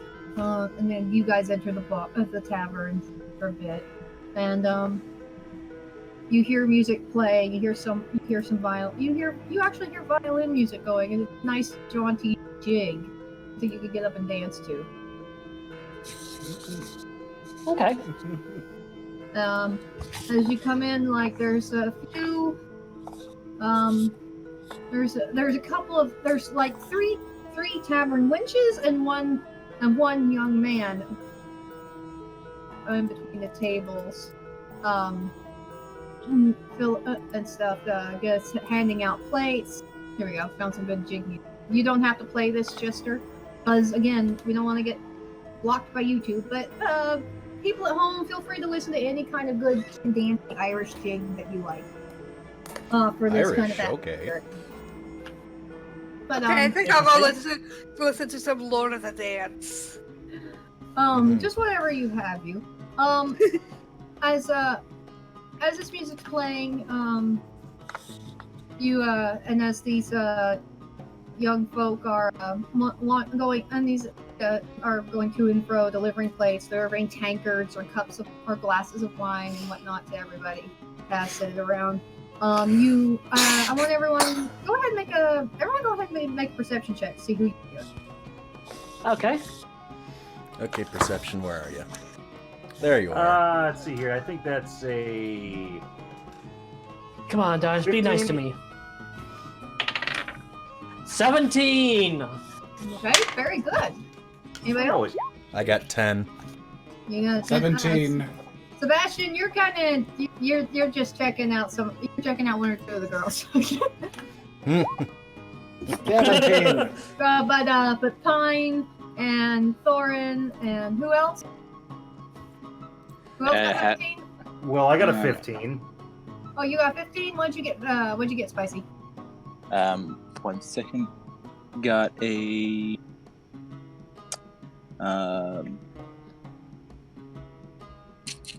15. You all, the rest of you, you see some of the town, some of the people, you see the big burly blacksmith. You don't see his little buddy, the big one, sitting at an area eating like a whole roasted chicken with just his hands. Like he's got this whole thing and he's ripping it apart, between these big meaty paws of his. You see big meaty claws. You see. Well, these are just for attracting mates. You see some of the town guard too. Like these guys clearly just got off duty. They're drinking and they're talking and stuff. You see what look like just a few local guys and even a couple of women there. You know, they're not fancy people. They're not well dressed. They're not dressed exceptionally nicely. But they seem to be having a good time. So, just your standard tavern. However, if you look towards the stage, there is a halfling kind of doing a little with a drum in their lap, and there's a human strumming on a lute. But on the fiddle, on the violin, it is actually Crivoro, and he's got his big fancy coat off, and he as well as his gold vest. He's just in the red shirt and the belt and pants and boots and stuff, and playing this good dance music for everybody. Well, he wasn't kidding when he said it was down there. It looks like he's been playing for a good while because there's a little bit of sweat on him. And who made the highest roll? Me and Pine did. You guys can't tell from here, but you guys can't tell, aren't sure or not, but it looks like he might have been wearing makeup because the streaks are a little too obvious on his face. I knew it. So, after this set finishes, priest stops playing and patrons, they clap, applaud. There's some coin thrown up towards the table, or towards the stage. Kree, of course, is just he does some bows before he starts. He gathers up some of the coin. He divides it between himself and the other two on stage with him, and that's. Let's see here. Let me roll see. He doesn't quite notice you at first. He's actually just busy with the coin and also talking with his fellow musicians at the table. Does anyone want to try and get his attention? I will. All right. What do I roll? Roll charisma to see if you can call him out without making much of a scene of yourself. Okay, wish me luck, guys, because my charisma is a -1. I can help you with that. Yeah, Go ahead and so roll could and help him I. out. I can help. Help me out, guys. Help me out, guys. Very well. Before you guys roll the results, I got a 16. Oh. So you got 15? I got a 5 plus 4. Well, You guys, I guess I could roll for my charisma. no, I tried to like do a That's a cool nat pose. 20 with a +3. Oh my god. All What right, does he so do? let's- Also, just a quick disclaimer. All of the things that Huh? I say in reference to this current situation, purely for the reasons of comedy, much Yeah, like a for- game of it's Cards for- Against Humanity. It's for shits and I'm giggles. not a terrible human being. But yeah, like Thoryn, you wave your hand up in the air and go, "Hey, hey!" Just in a kind of a general way. But Snokdu, you actually climb up his back and you kind of wave. You wave both your hands and start yelling. I was gonna say I rolled a nat 20. Shouldn't I be like sparkling like this amazingly attractive tiny gathers the attention of just It's about not everyone? It's not so much for sparkliness. It's more like you guys are making are getting enough are trying to get attention from somebody, not in an attractive sort of way, but more in like, hey, look at me, I'm trying to get you to come over here, type thing. Sparkles like an anime boy. I like that. more like a really cute animal. Like you're kind I don't of know how to feel about this, but I like it. Oh yeah, okay. So since you're kind of doing the cute animal thing, you're just kind of jumping up and down to see if you can get noticed by the elf, and that is Senpai, enough. please notice me. And that's enough for him to actually notice you and go, to notice you, and he gives a wave like, "Yes, I see you all," and holds up one finger like out there, right there. And I stop and get the ankle biter off my head. What is it? Forehead biter. Ow. One of the serving girls actually comes up to you and goes, "Welcome to the Broken Plow. Would you like a seat?" Table for 5? I No, have 6. no idea where that accent came from, but Yes, a seat would all be right, nice. I'm gonna go with that accent. Welcome to the Broken Plow. Would you like a seat? Yeah, seat for 6. Yeah, well, table for... table for 6? Yes, table for seats. Come with me. And she And suddenly everyone's from Norway. Well, there's nothing like the Norway. You got to be north. You got to put the fish in the barrels and the The funny thing is I actually lived in an area, the western side of the state, where there were literally people that sounded... jeez. Oh my Oh my god. god. Oh man. That's not how Norwegian sound. She let's see here. She takes you to a table, pulls over, has to pull over, but sit comfortably. 6. You could possibly get one more person in there if you absolutely had to. And as you and after you sit down, she asks you what kind of drinks you would like. We have good barley ale as well as golden honey mead. We also have confined selections of wines. They're not as nice as the ones at the Mermaid, but we get by. I'll go for some mead. And what else? Mead. Can I just have some apple juice? I'm kind of small. If you do not like the alcohol, we also. You don't have any ambrosia, do you? Oh my god. There's no ambrosia, but we do have milk, and the water is questionable, but it's not dirty. As in, like, I'm saying these things and nobody understands me. Well, Thoryn can translate, I hope. as in ambrosia, the nectar of the gods. I'm afraid it's just a story, sir. We don't serve ambrosia. Ah, that's a We shame. don't. Truly, truly. Okay, I'm sorry. I have that, I'm what not- he's having then. As I recall, I believe ambrosia was the food of the nectar. It's the food. Yeah, the It could be nectar of anything. God. She just writes down meat, honey meat for all of you. Yeah, it could be. Oh god, I literally only weigh... Shit, how many I was pounds? like, she looks at One? you.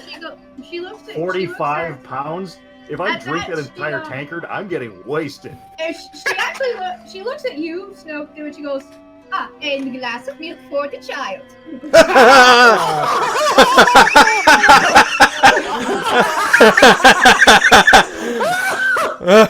Okay, it's not so much of an Briefly, I insult have unless she to comes put back with a... Sit down. Sit down. Come here, kitty. Come on. Did Oh. anybody catch that last bit? I think my Oh, mic you got cut out. Yeah, it's Yeah. not so much of an insult yet until she comes back with a boost. Oh, yeah. And it's in a sippy cup. Sorry about that. And there was the child. Ambrosia. Okay, so after No. after she takes your order, she does also ask for what you want to eat. For sake of brevity, for sake of brevity, the usual offerings at the place like this are like the whole roasted chickens, mutton, big slab of ribs, or big slab of ribs, mutton, and whole chickens. Plus, they also do they also serve like loaves of bread, as well as just a huge honking chunk of cheese. Honkin' chunk of cheese. and a nice slab of butter.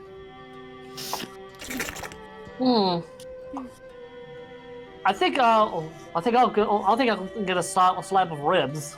Okay, you get ribs, and who else? I'm thinking of joining in. You thinking of joining? Yeah, No, like yes. like as soon as the waitress leaves, I sit in with you guys. Oh, so Late to the as soon party. as the waitress is done, you see Sylvari kind of poke her head in the door and then sneak herself over the table. Oh, decided to join Because us. I just got she got bored. She was like, ugh, I'm so bored.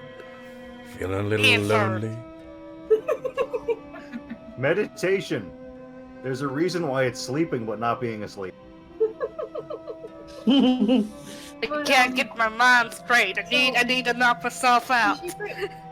After a little bit, Pravoral actually does finally make his way over. He seemed to have retrieved his vest and his coat, but he's not wearing them just yet. He slings them. He sees that the table's kind of gotten full by accident. We can probably see about pulling over another table. And he just grabs a chair and just kind of sets it down. Just kind of does an elegant snatch up, set down kind of thing, and he goes, "Hello, my friends. I am so pleased that you decided to join me." You still play very well, and it's interesting to see you play multiple places. Well, his lordship doesn't always stay at his house now, does he? And one does need to get coin in between the fancier jobs, especially when someone has certain taste, if you catch my meaning, he says with a little bit of a grin. What's the investigation I need to roll for? Because I want to try and pick up on his innuendo. Roll insight. Insight. Oh, why did you have to be a wisdom roll? It's like I have great charisma, but I have crap wisdom. Maybe I'm not oblivious. Let's see.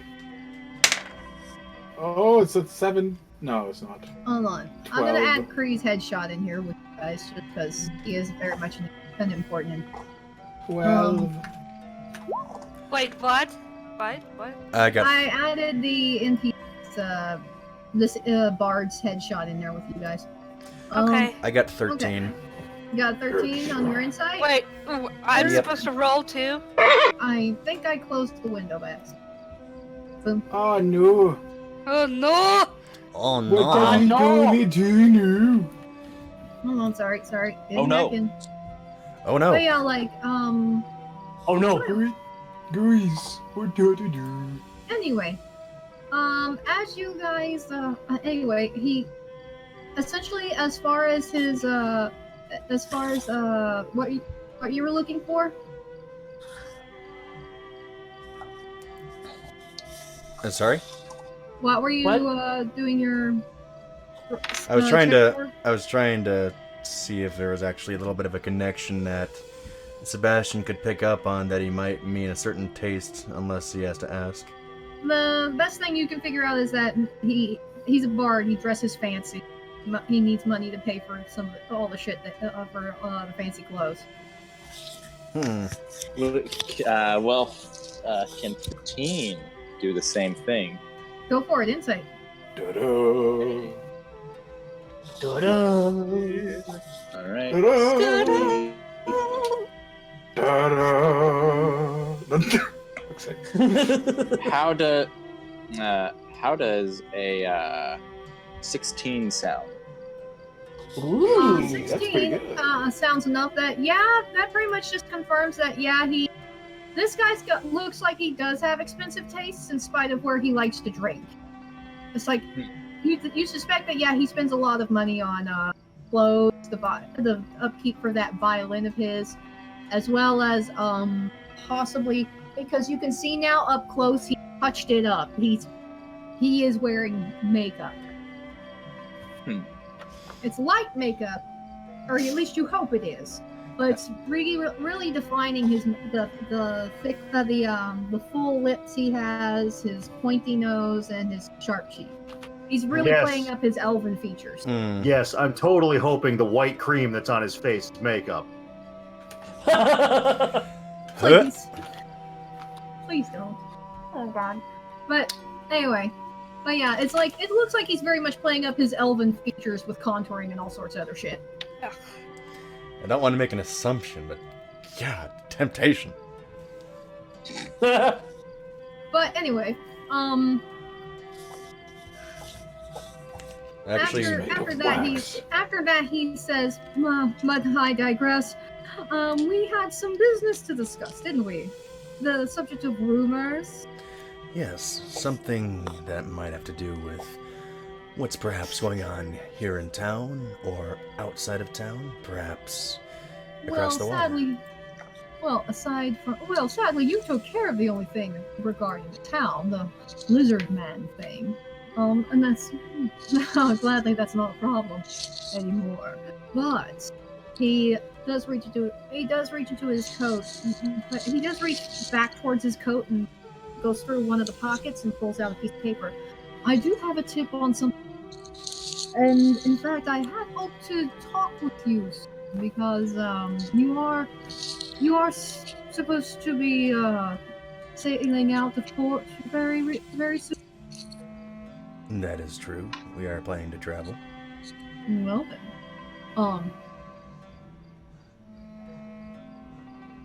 let's see. After a minute, nah, this can wait. Sorry, I gotta look at my stuff. I gotta look at some stuff here, on my sheet. Here it is. Okay. He gets out this map of like, it's a map of like it's a map of a few different of like two big continents and one like smallish. It's not a large continent, but it's not large like the other two, but it's like but it is a continent, but it's not large, like kind of like sit in the middle, and there's bunches of islands dotted on here and there on different in different places on the map. And he goes, I want to know, friends, have you ever heard of Captain Jestre? Well, we did run into a few captains, but not Everybody Jestre. roll a knowledge history. Okay. Knowledge. Okay, give me a moment. Knowledge history would be history. would be your intelligence modifier. Yeah, you're I don't think I would Okay. am able to do that. That is a 16. A 9. 13. 1. 12. Oh, really? Unless I can. You ask him. see to You the- ask him if that's the owner of a food shipping company.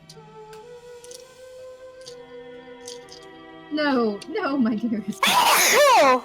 Oh God, bless you. Good. God bless you, girl. Let's see. Who got above a 15? Not me. Definitely not me. Who? The one who can't speak common?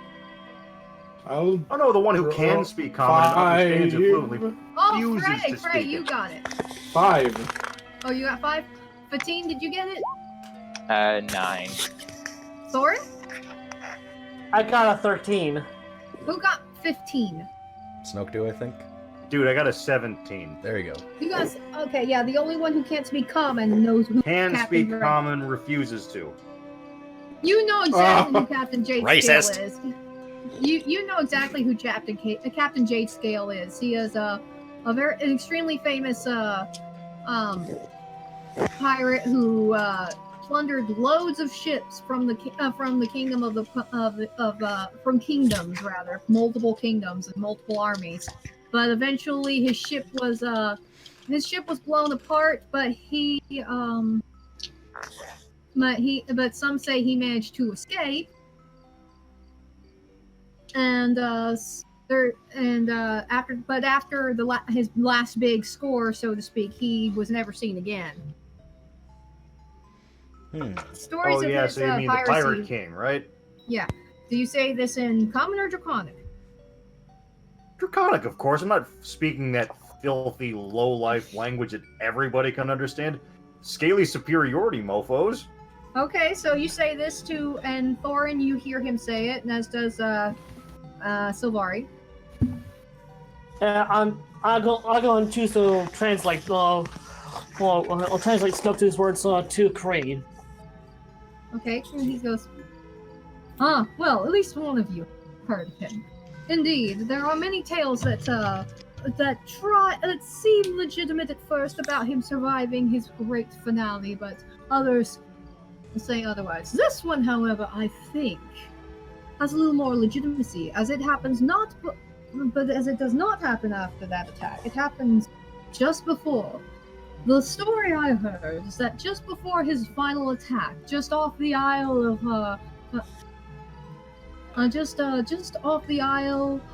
Lantan, on the way to the Mist Cliff, he and his pirate crew landed ashore and found a temple in which they hid their final, where they hid one last bit of their treasure hoard. Really? He had every intention of returning to this place to gather back his booty, but unfortunately, we all know what happened. I have no idea. Apparently, this treasure was lost for ages, as no one knew what temple or what temple it was at, or how much treasure could be there. For the few people who did seek it out either have been lost at sea or ventured into the island, left before they could find anything. There is, however, been a resurgence of this story, and in fact, it comes with a name and someone who may know where the location of the temple is. Oh? He gets out a piece of charcoal, like a charcoal pencil, and circles a place on the map. Here by the Isle of Lantan, just where the captain is. supposedly landed. Just near where the captain supposedly landed. It's a tavern. It's an inn known as the Shore of Dreams. I hear it's run Fancy with it. I hear it's run by an attractive Triton. Somebody roll knowledge or intelligence to see if you know what a Triton is. Does I didn't get it, that's for sure. How's a 10 do you? Leprechaun laughter. 13? does a 15 do anything? 15 gets it. I got Is this an an Arcana? It's just an intelligence, just to know if you know what the race stat is. Well, I certainly didn't look at it because I got a freaking 3. Sylvari, roll with advantage. Wait. Well, That means go ahead and roll again, and if it's higher, then take that instead. 19. Yeah. Taking it. Sylvari, of course you know what a Triton is. They're sea elves. Oh yeah, like that poor guy. Of course you know your elven kind. I mean, you're not a sea elf, obviously, but you know what a sea elf is. Yeah.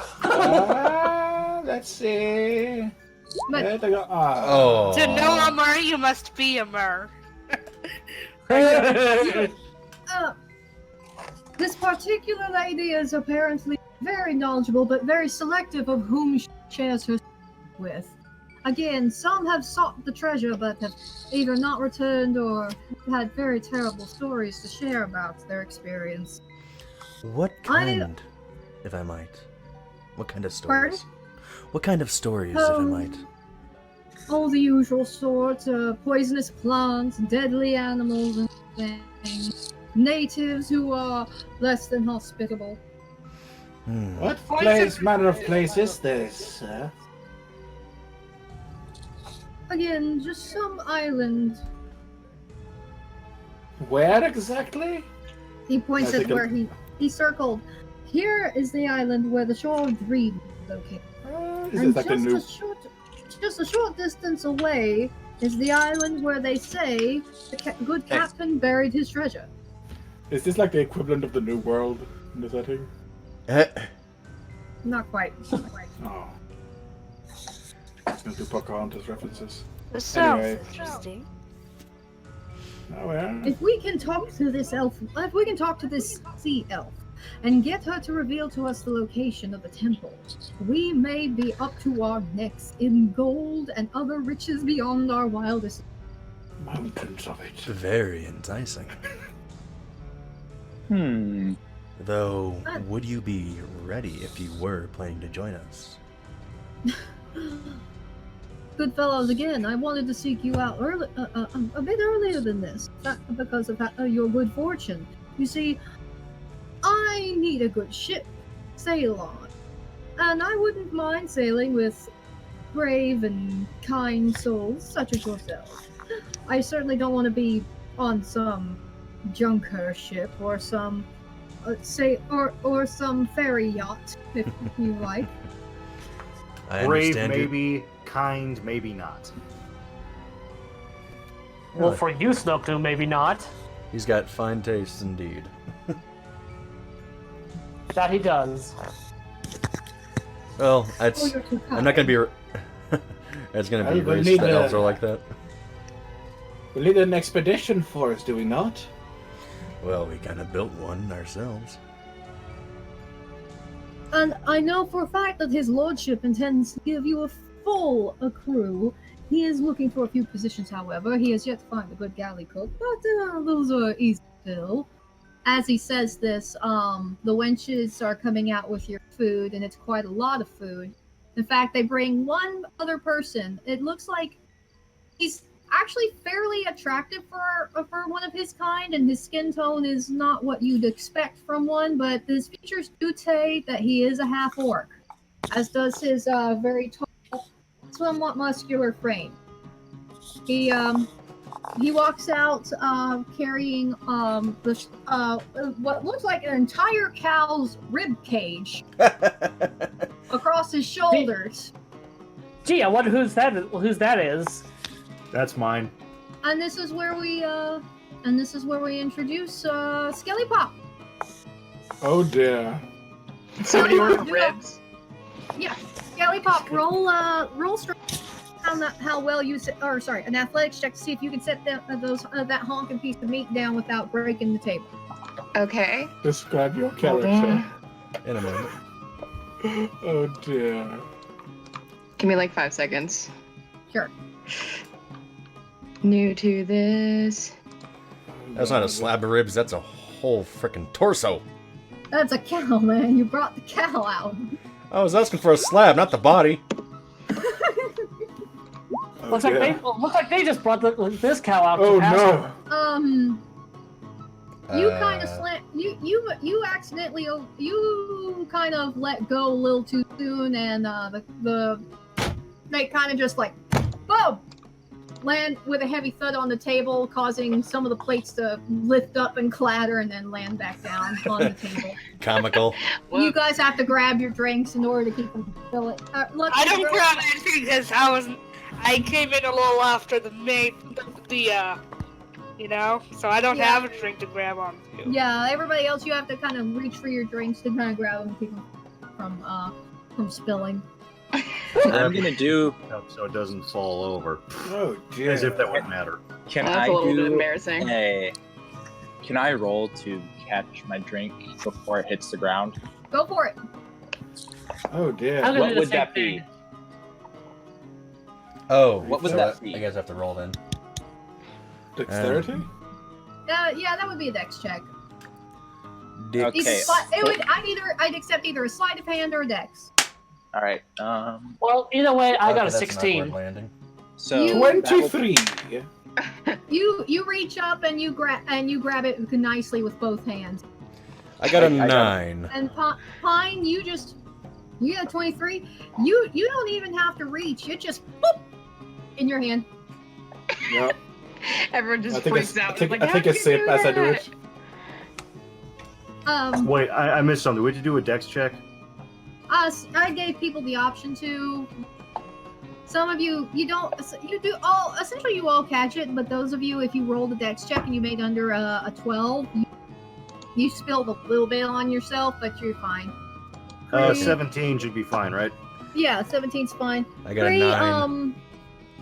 Cree made his dex check. He just like grabs him, manages to grab the hand plus the other one, plus the other side.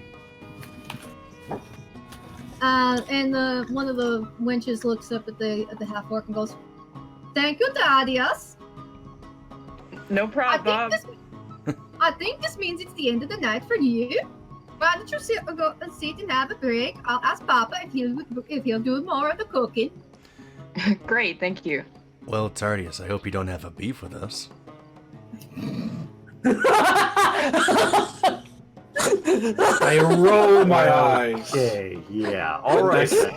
And I just had to put one pun in there somewhere. It was a good one. I think I Thaddeus sneak- I is one of the most sneakily- awkward.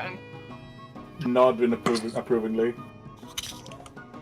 After Cree just like lifts an eyebrow, an already slightly arched eyebrow, and just like, really? And he goes, "All right, fine. That was a bit of me. But be that as it may, let's see, Thaddeus, you've essentially been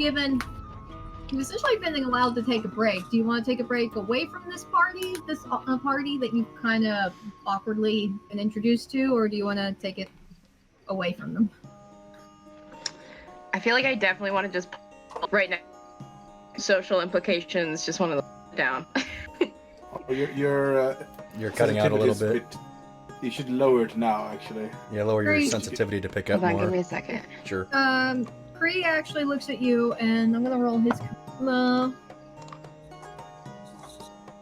Let's see here. He looks at you, and oh boy, yeah, he gets it. 22. He looks at you and he goes, "Oh, come on, lad. Don't feel bad. Everyone has a bit of an off time. Pull up a chair. Have a seat with us. You have been given a break, haven't you?" I think Roll Thaddeus and just like grins. Do you want to roll a sense motive, or actually just take the 22 charisma check and sit down? Sorry, say that one more time. You kind of cut out. Do you wanna go ahead and sit down with them? Sure. All right, you pull up a chair and you sit down. Now, as I said, where was I again? Oh yes, your crew's going to be outfitted except for a cook. However, again, that shouldn't be hard to find. My lordship is a generous man, but I don't think he would.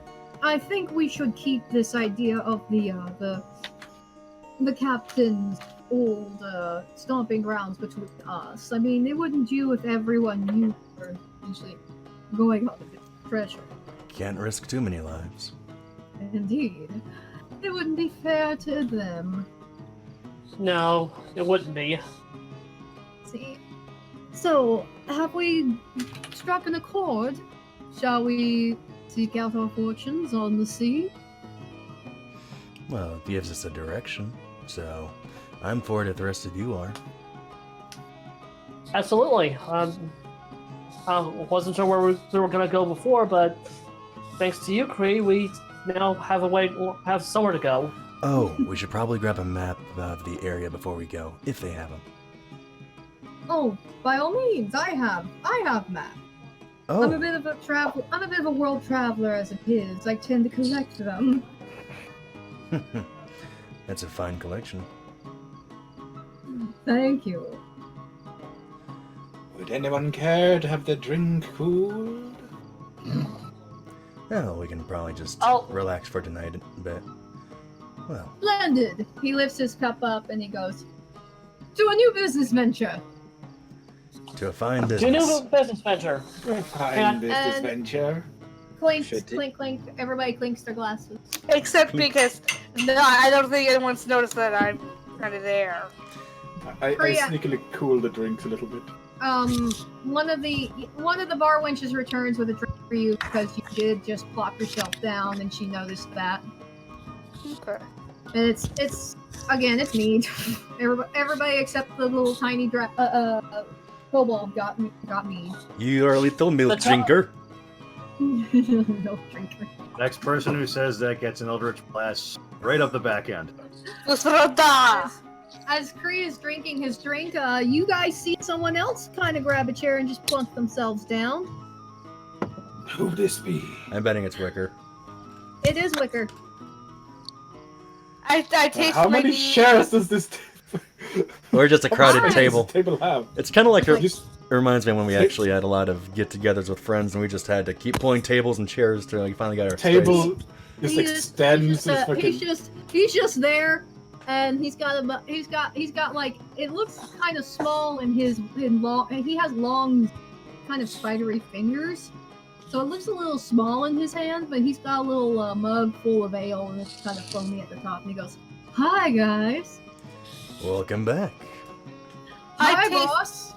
He says, looking at Kree before taking a drink of his ale. Oh, good. What do you say to Kree? Kree's your boss? I ask, in a little shock. Kree has his mug up at his face and he kind of slowly sets it down. You know Wick. Met him today at the Blacksmith. Oh, how coincidental. 2 for 2. They were also Indeed. 14 plus his 18 charisma. He just goes, I hope it wasn't too odd. I know sometimes dear Wick here has a bit of a strange manner. We know That is an understatement. It's okay. It's just he's getting used to his depth. I tasted my meat and my lips kind of curl in disgust. Why do you elves have to be like that? Kree just looks at his cup and goes, I quite like the mead. It's very sweet. I prefer the ale, boss. Please don't call me that in public. Why, boss? Don't call me boss. Lovely. Sorry, boss. I'm just sitting here drinking the milk, trying to for everything. I love that movie. Hmm. Who doesn't? Be that as it may. Obviously, now I have to. I will be when we go on our trip. I will have Wick with us, so that's a little extra muscle if we need it. I got more, boss. I got more muscle. Not now. Not now. Oh my god! Like, Oh my guys, God. like. Well, he looks up. He looks up and goes, "You guys want to see a cool trick?" Oh my No, goodness. Just making your pants disappear? No. I have a feeling things no. should go a certain way. You can but- you can make my drink disappear if you wish. Well, Yeah, try not to we make a can't understand scene what if I'm you're gonna do it. He actually. Oh, hold on. I'm gonna roll Wick's sleight of hand. He goes. Hold on. Let me look at his modifier. Oh. Okay. So yeah, that's good. He rolled a 19. He goes, "Oh, you mean your ale?" And he points at the cup in front of you. It's not mead anymore. It's a cup of ale. Is this? Wow, that is certainly something. It's Jesus. Trick that. 2 tables over, you hear somebody yell, "What happened to me drink?" I chuckle as I start sipping the ale. All right. He does this like, "No, I got a real cool trick," and he pulls out. He reaches into his back pocket, and Priest's like, "Please don't do that right now. It is not the time or the place for this." "But boss, I love showing this off to everybody." And he pulls out a box. I crook one of my brow. I crook a brow. It's just a little. I It's lean just a in. wooden box. And then he opens it up, and it's a deck of cards. They have an intricate design on the back, kind of like Goldleaf. And he gets them up, and he breaks them apart and starts to shuffle. "I found this little beauty in a cave full of dire gnolls. Lots of really nasty things in there. They had a good treasure trove, but this little puppy, it really got my attention." You see Kree just try to cover his face. "My Excuse God, me. If you fuck this up for me, I'm never going to forgive you." Excuse me. Yes. I would like to request that we break for like 10 seconds. All right, we are going to pause the recording for 10. Okay. 9. All right. Okay, hold on. If what?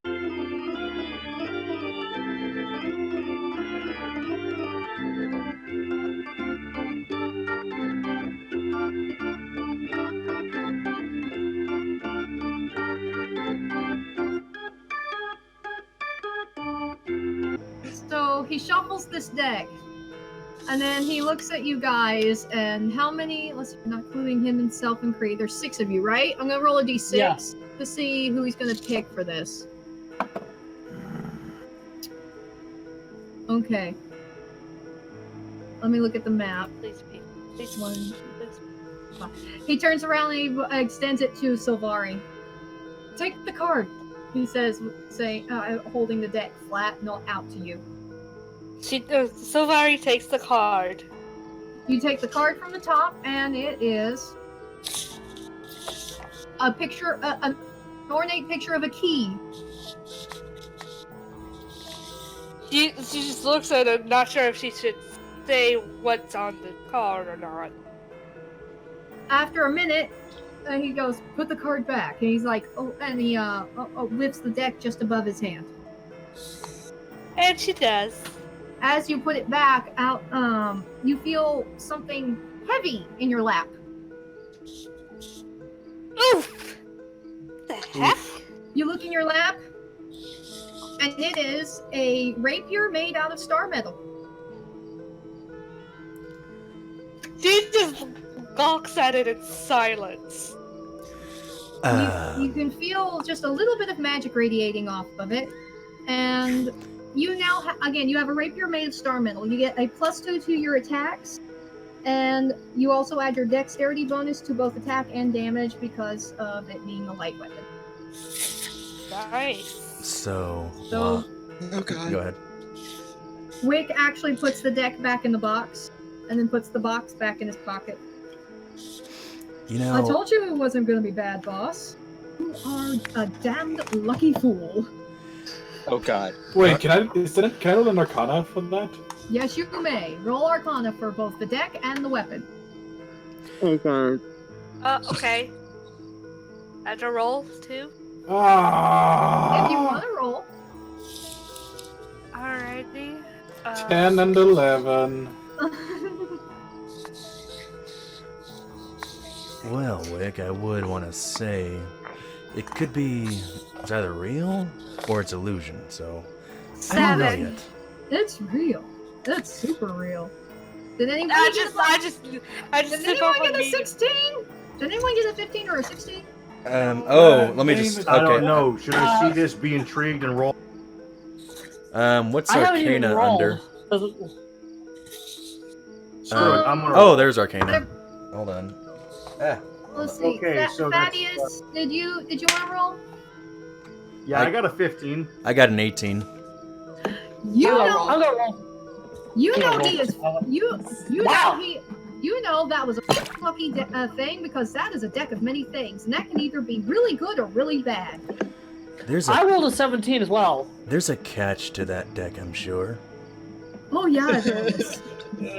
Oh yeah, there is. He says with a grin. Oh, lovely. The last guy I gave that to ended up in jail.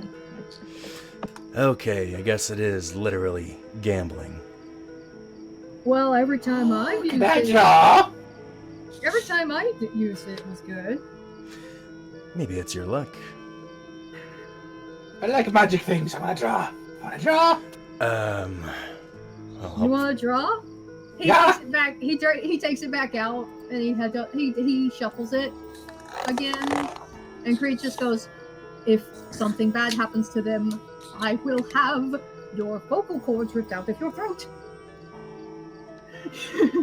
Yeah, Think my about what character happened if he doesn't know draws what a deck of many things is, but he want to draw a card. You Nine? always say that, boss. He holds the deck out to you. I draw a card. Draw a card.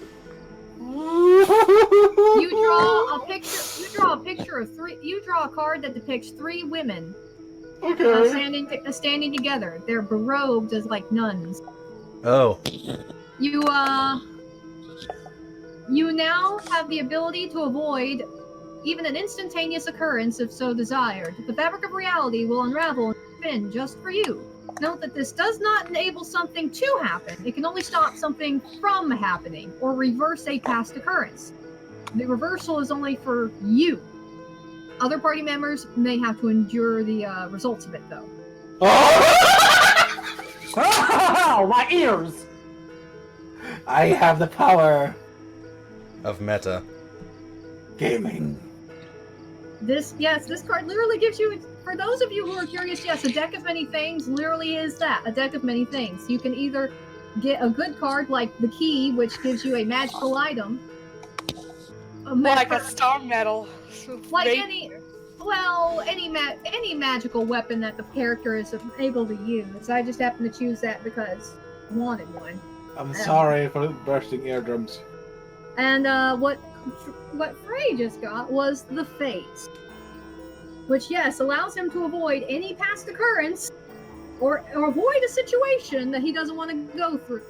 So say that something really bad were about to happen to them. Frej could easily say, "I don't want this to happen," or if something unfortunate happened in the past and he says, "I wish this had not happened," time will reverse itself. And it will undo itself. But you gotta deal with the ramifications of that moment. Oh my god. Oh, great! We have a madman with the power of fate. Oh my god. Can I take a card? Thoryn asks. Oh, Why- I put it in my pocket. Well, you don't get to keep the card. You just have the ability. Oh. Write that down that it's the ability. You you can hold on to that ability for any time. Just know that it's going to happen. Oh. Wick shuffles the deck again after getting the Fates card back, and then he holds it out to you, and he goes, "Draw, green dude." Green dude. What is I look at him. I look at him a little for a moment after being called green dude. Shake my head before drawing a card. Gringo. He's not that white. Oh, he said gringo. This character must single-handedly defeat the next hostile monster or monsters encountered, or the benefit is lost. Successful, the character gains enough XP to attain the next experience level. So, you drew a picture of what looks like a comet. Okay. As you guys are, again, so here's what happens after you draw that card. Wick takes the card back from you, and after he puts it back in the deck, hold on, I'm gonna roll for a table. Because I have the face card, we can keep going until something bad happens. Hold on. After a little bit, you hear someone outside. You hear someone outside screaming, and everybody in the tavern goes quiet. And you hear someone screaming, "Oh God, they're back! They're back! They've come back!" Well, it's party time. Grabbing my new rapier, I rush outside with the party. Cree just goes, "Oh no, I knew something horrible would happen." Well, I guess you like tricks? I can one up you. And I turn into my freaking bird. But Wick just goes, "Boss, this is gonna be fun." And he gets up and he follows everybody outside. There's 3 lizard men in the streets.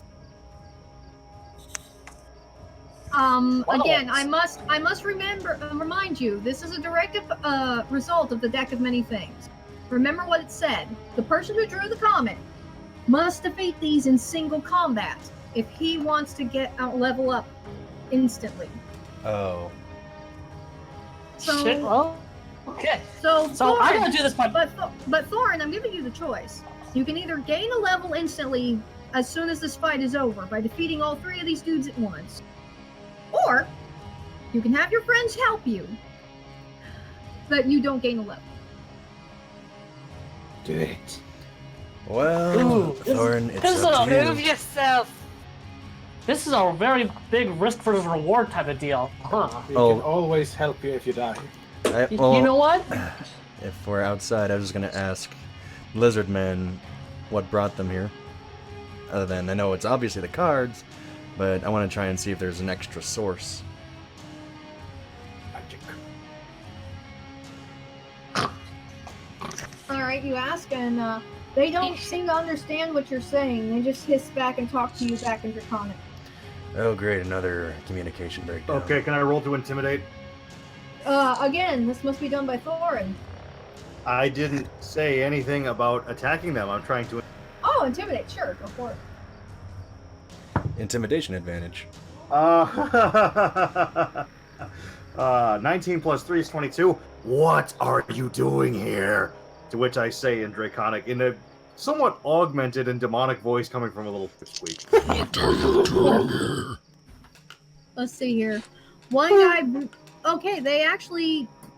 Dude, I'm sorry, they all met They all do pretty good. They're a little bit intimidated, but They met a 22? They didn't meet a 22, they just got under it. So yeah, they're intimidated, but they're like, no. They're like, what's this coming from a little guy? But Well, then I think... their apparent leader at the moment just, snarls back, "We want our revenge!" Well then, I think I'll go and take this challenge. Alright. Why do I feel like they're back from the dead? I tell everyone, I say to everyone, guys, stay back. I'll take this. Let us know if And you walk walk up. forward. I got Alright. We're going, alright. I'm going to do initiative for the 3 lizard men. Thoryn, And I'll roll do initiative. I'm working on that right now. Let's see. I got a 17.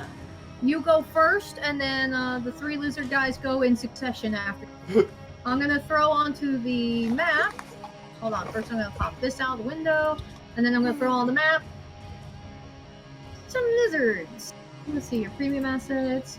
Lizard. Oh man. Can I keep drawing cards? You're gonna kill us, you I'm madman! gonna kill somebody at some point. Somebody. You know, I do not You- know if I want them at this point. Old man, have you have a faith. gambling problem. Whoops. I have the power of fate. I can do this. Pardon me. Alright. you know what? I think once I finish this off, should I be able to Oh man. manage? I think we'll be done drawing cards. Yeah, I think this is the end of the card drawing once you guys Oh, I Once you didn't even guys get a finish- chance. There is a. I wasn't gonna risk it.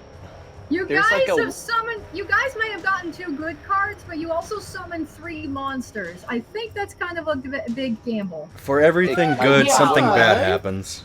I would like to say. Yeah, and there of is- course I'll have. Go ahead. Fine. We'll take them out. There is like a 1 in 6 or 7 chance of drawing a card that doesn't do anything bad, and a 1 in like 22 chance of draw. Wait, no, I got that backward. That So you're sounds fun. goddamn lucky. Yes, Alright. This is why Wick doesn't draw shit like that very often. half of them just kill you. Yeah, They I do. wouldn't gamble with karma. But Sounds like yeah, fun. Yeah. so Thoryn, you are right here in front of these boys. Yeah, you're right here in front of these boyos. Go ahead. It's your attack. Okay, first. give me. Okay, let's see here. Draw 5 cards at once. Oh my Well, I'm gonna God. start. Well, I'm gonna start by attacking this. I can't. Can I not ping? You can ping. Okay, because I. You want purple dude, green dude, or brown dude? I'm gonna start with the brown dude because he seems closest. Sorry, that was not a racist, derogatory comment, people. So nobody in the comments make any sound. Okay. So you go towards the front dude, who is a lizard folk shaman. Go ahead and attack. All right, give me a moment. Let me just. I'm just gonna look at my stuff. Look at my abilities and other things. The fun of an RPG turn-based battle.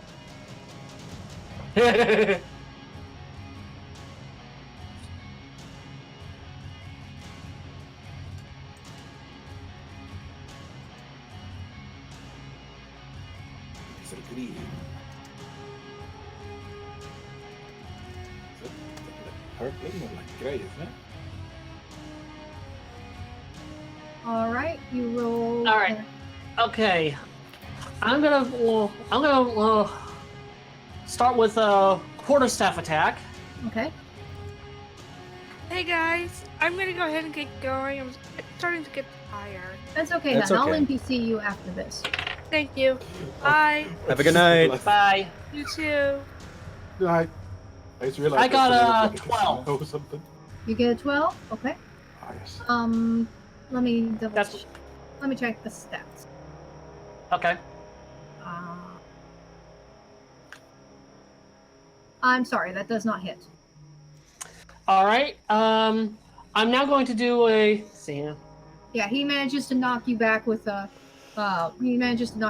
just his bracer covered wrist. All right. I'm going to go ahead and spend a key point and go with a flurry of blows. All right.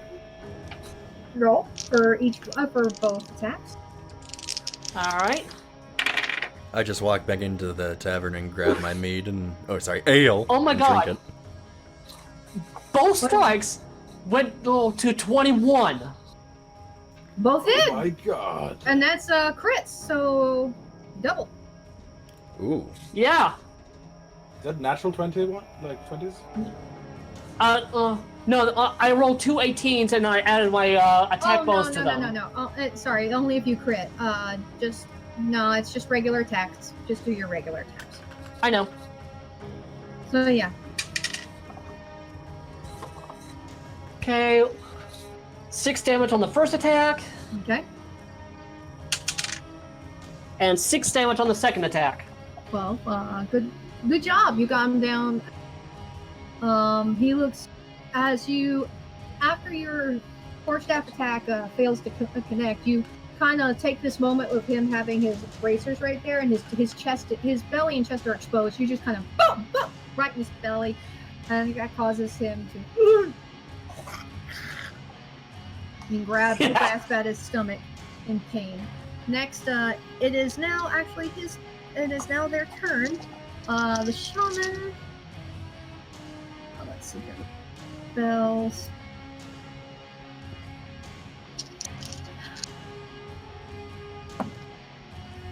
He casts. He actually casts the. He actually turns. He uses action to himself in wild animal to revert to the shape of a crocodile, and starts snapping at you like. And he got a 17 on his attack. Shit, he just made it. Okay. So that's. Let me look at. Let's see here. Let's see here. Fight. So that's hit. Okay, that's one. Hey, I have a question. So he gives you 6 damage. Okay. He as he snaps at your lower leg and gets right into your cat. So Okay. what? Well, I was gonna ask how many bonus actions am I allowed on a turn? You are. It depends on what level you are, but as a side note, you do get a reaction to him biting you. Okay. Okay, would that be a dexterity check?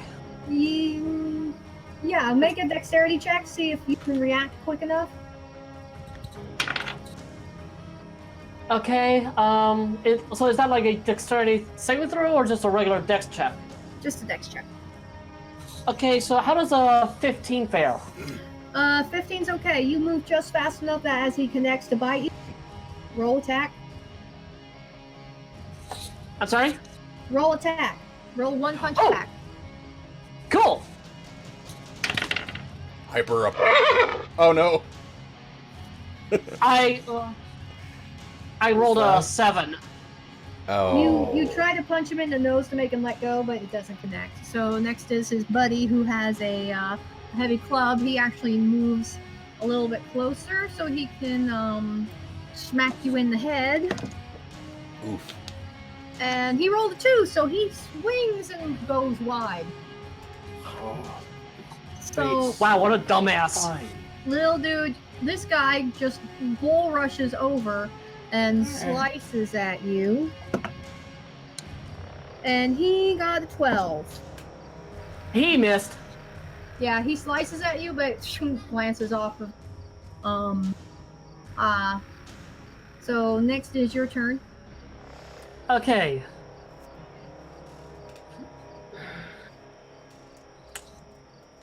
Let's see. Well, I'm gonna.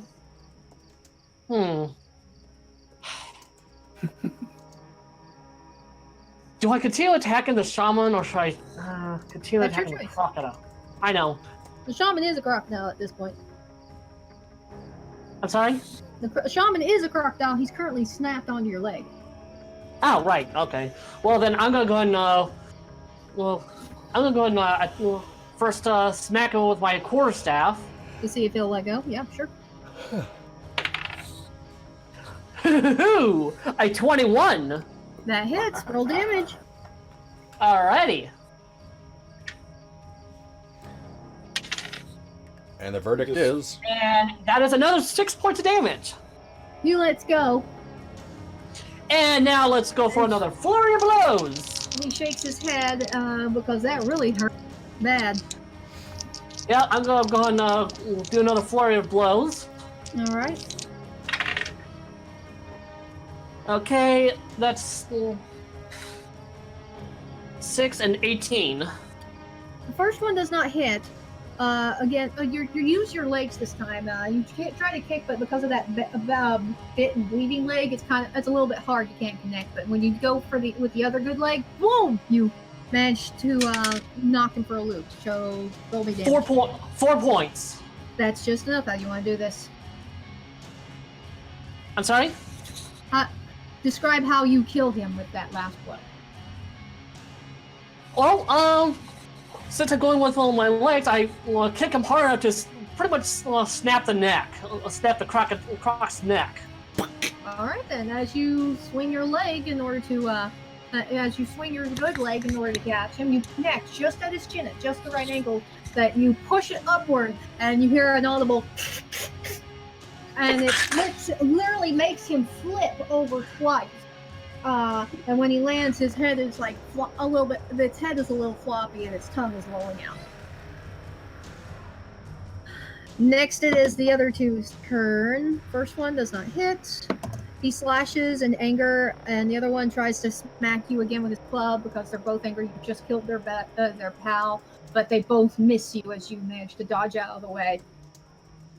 All right. Your turn. All right. Next up, Mr. Green. All right, Green Boy. What do you do? Okay, quarterstaff first. All right.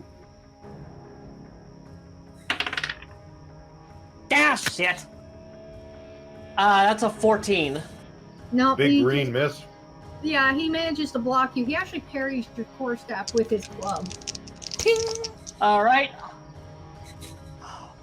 I'm gonna use another. I'm gonna use another key point and make another flurry of blows against the dude. Roll. Oh come on, really? Uh, A 7 and a 13.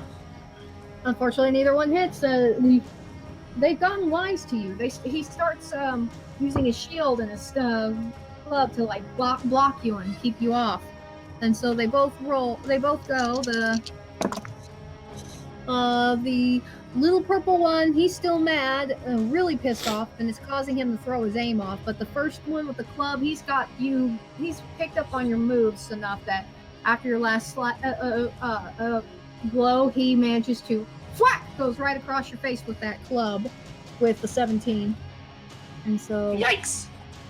Let me up the damage roll for that. Look at this damage roll. Let's see. Luckily, because you are such a thick-skinned and hard-boned dragon, it hurts, but it's not like enough to really do bad. You get free damage. Okay, I'm pretty good in this game so far. Mm-hmm. I can do this. I can do this. All right. I want to remind you, you do have something that you have not yet used. You bought it today. Really? It's blue. It comes from a meteor. Yeah, I know I have it. Do you want to use it? Or do you just want to use your martial arts? I just try to do this with my martial arts. Okay, that's fine. Show your own strength. Yeah, I'm pretty much just You're showing off. That is fine. Okay. Yeah. But if it turns out I'm going to need to if you need it, you'll use my sword. Right. I'm using it as a last resort. Okay then. For now, just keep going. What do you want to do? All right, give me a second. I was just pulling something else up real quick in case I end up needing to use it. Yeah, I'm going to attack green guy with my little staff again. Okay. Ooh. It's a modified 20. That'll work. Go for it. All right. Oh! a max 9 damage. All right, that really hurts him pretty bad. You swing it and go across. It doesn't kill him, but as you swing it and go across the head, it does leave a loud crack, and you see that his skull has split open from the force of your blow. I still have a regular bonus attack. Okay. Which I'm going to go ahead and use. Hang on, that fell off the table. That's fine. Oh! Nat 20! Double that damage. Oh, frick yeah! Apologies to anybody. Apologies to those listening. I never have gotten a nat 20 in this game thus far. Headphone user warning. Thank you for the warning. What I missed? Thank you. He's Thoryn's kicking ass. He is sorting them out. Cool. Okay, so 2 plus. Okay, so 2 plus 3. That is 5. Mm-hmm. So does it double after that? Yeah. So I just dished out another 10 points of damage. Hold on, let me do some calculations.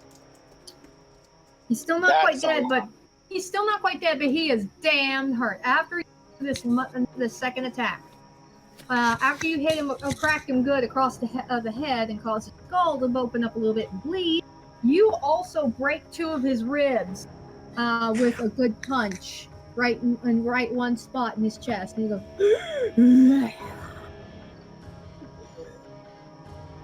Dead. He's not dead yet. He's not dead yet, but he's damn close. He is hurt. He's looking bad. And these guys are both gonna go at you. Yeah, little dude is still super pissed. His hits are shit. But big guy, he gets in one more good hit at you. He rolled a 19 and his damage is 6. So he 6 plus 2. Sorry, he hits you he manages to clobber you again with that club for 8 damage. That's shit. Oh.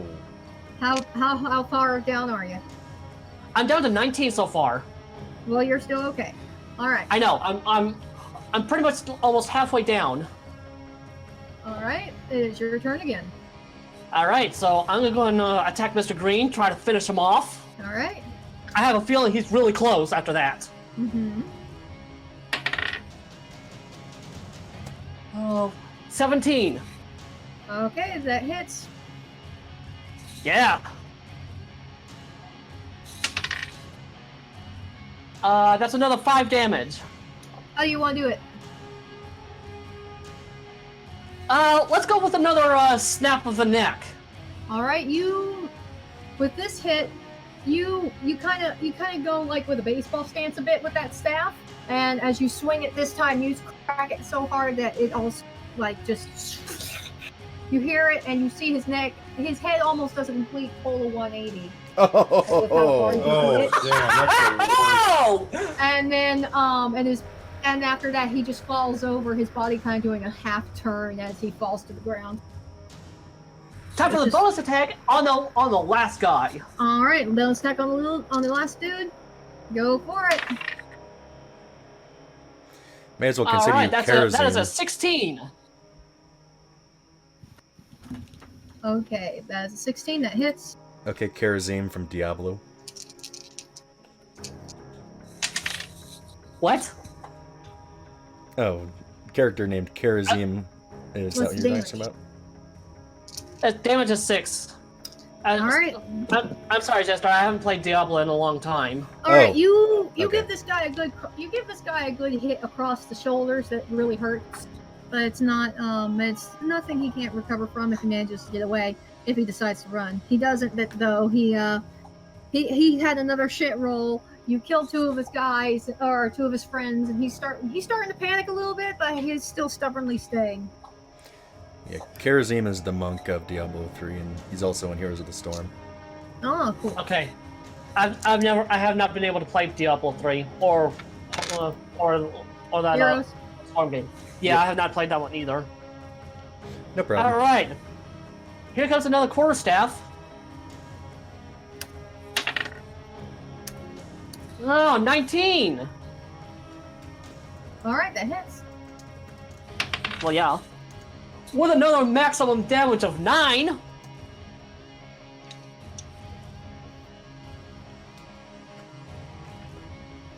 Oh no. What, are my puns killing you? Oh, Okay. no! How did he roll for the second one? Huh? Did he roll good for the second? Oh, I'm about to go ahead and do another flurry of blows. Oh, you spend another key point. Okay. Yeah, that was my last key point though, so Okay, that's I can't fine. do. But since we're gonna be going to be resting pretty soon. Yeah, you're gonna be resting soon, so you'll get it back in the morning. Yeah. Go. Okay, one definitely missed, but I did get a 14 on the 14, 16, 17 on the other roll. The second roll hits. Okay. So as you make the first. Another 6. Okay. The second one hits because he manages to duck out of the way. Managed to get a good uppercut on him on the second hit. Next is his turn. And again, shit roll. He can't get at you. He's just too pissed at me. He's too mad and he's actually kind of scared of you right now because you just took down his other two guys.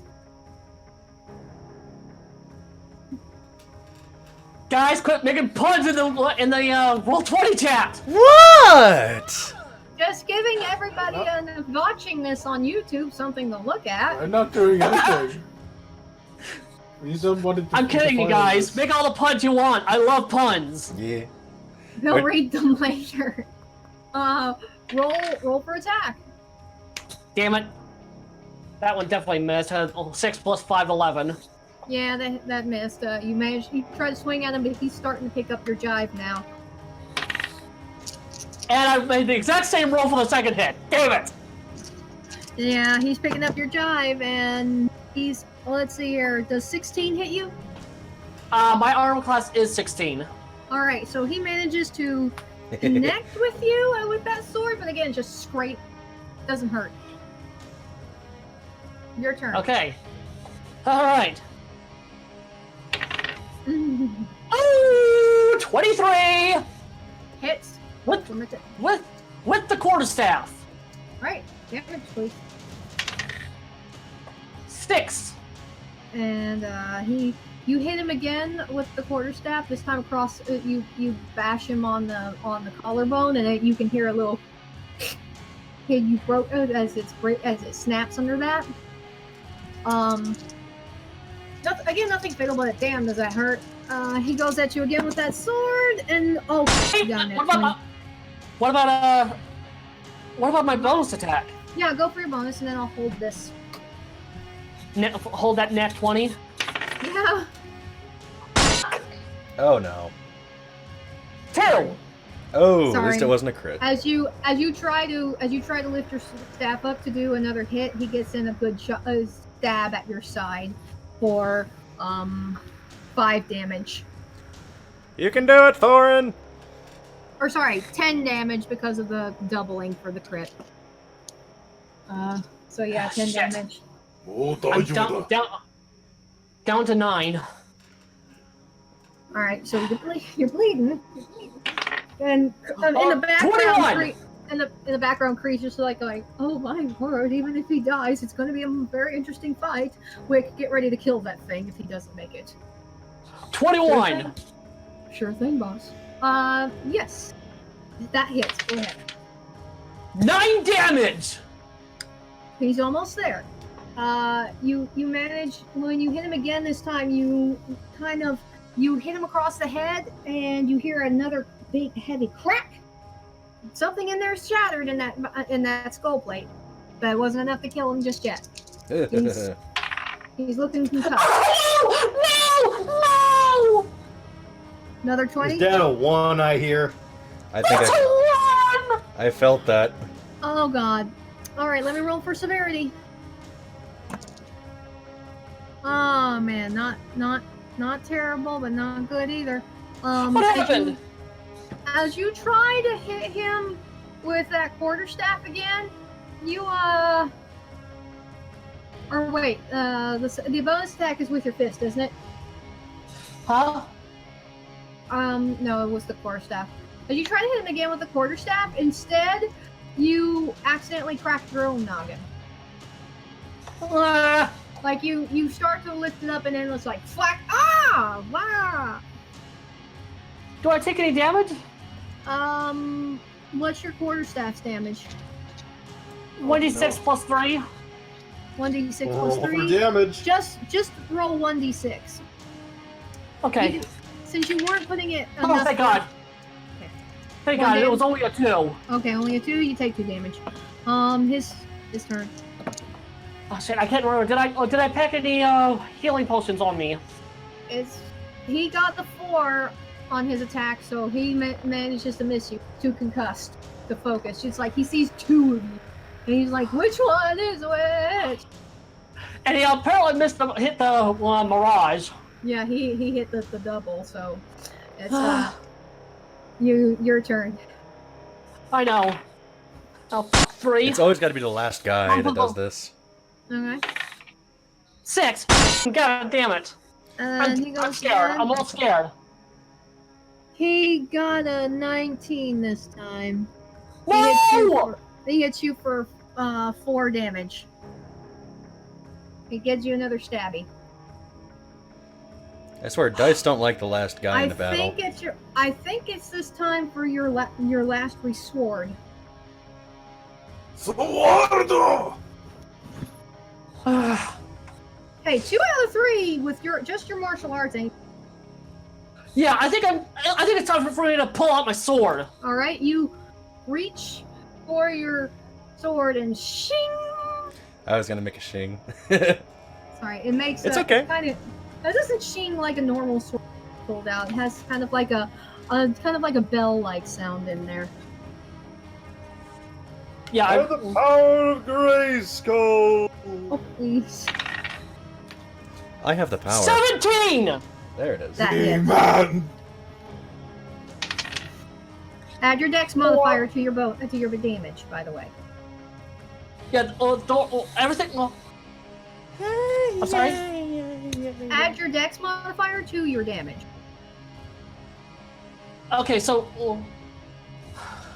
Roll the damage. I think. Right, I got 1d6.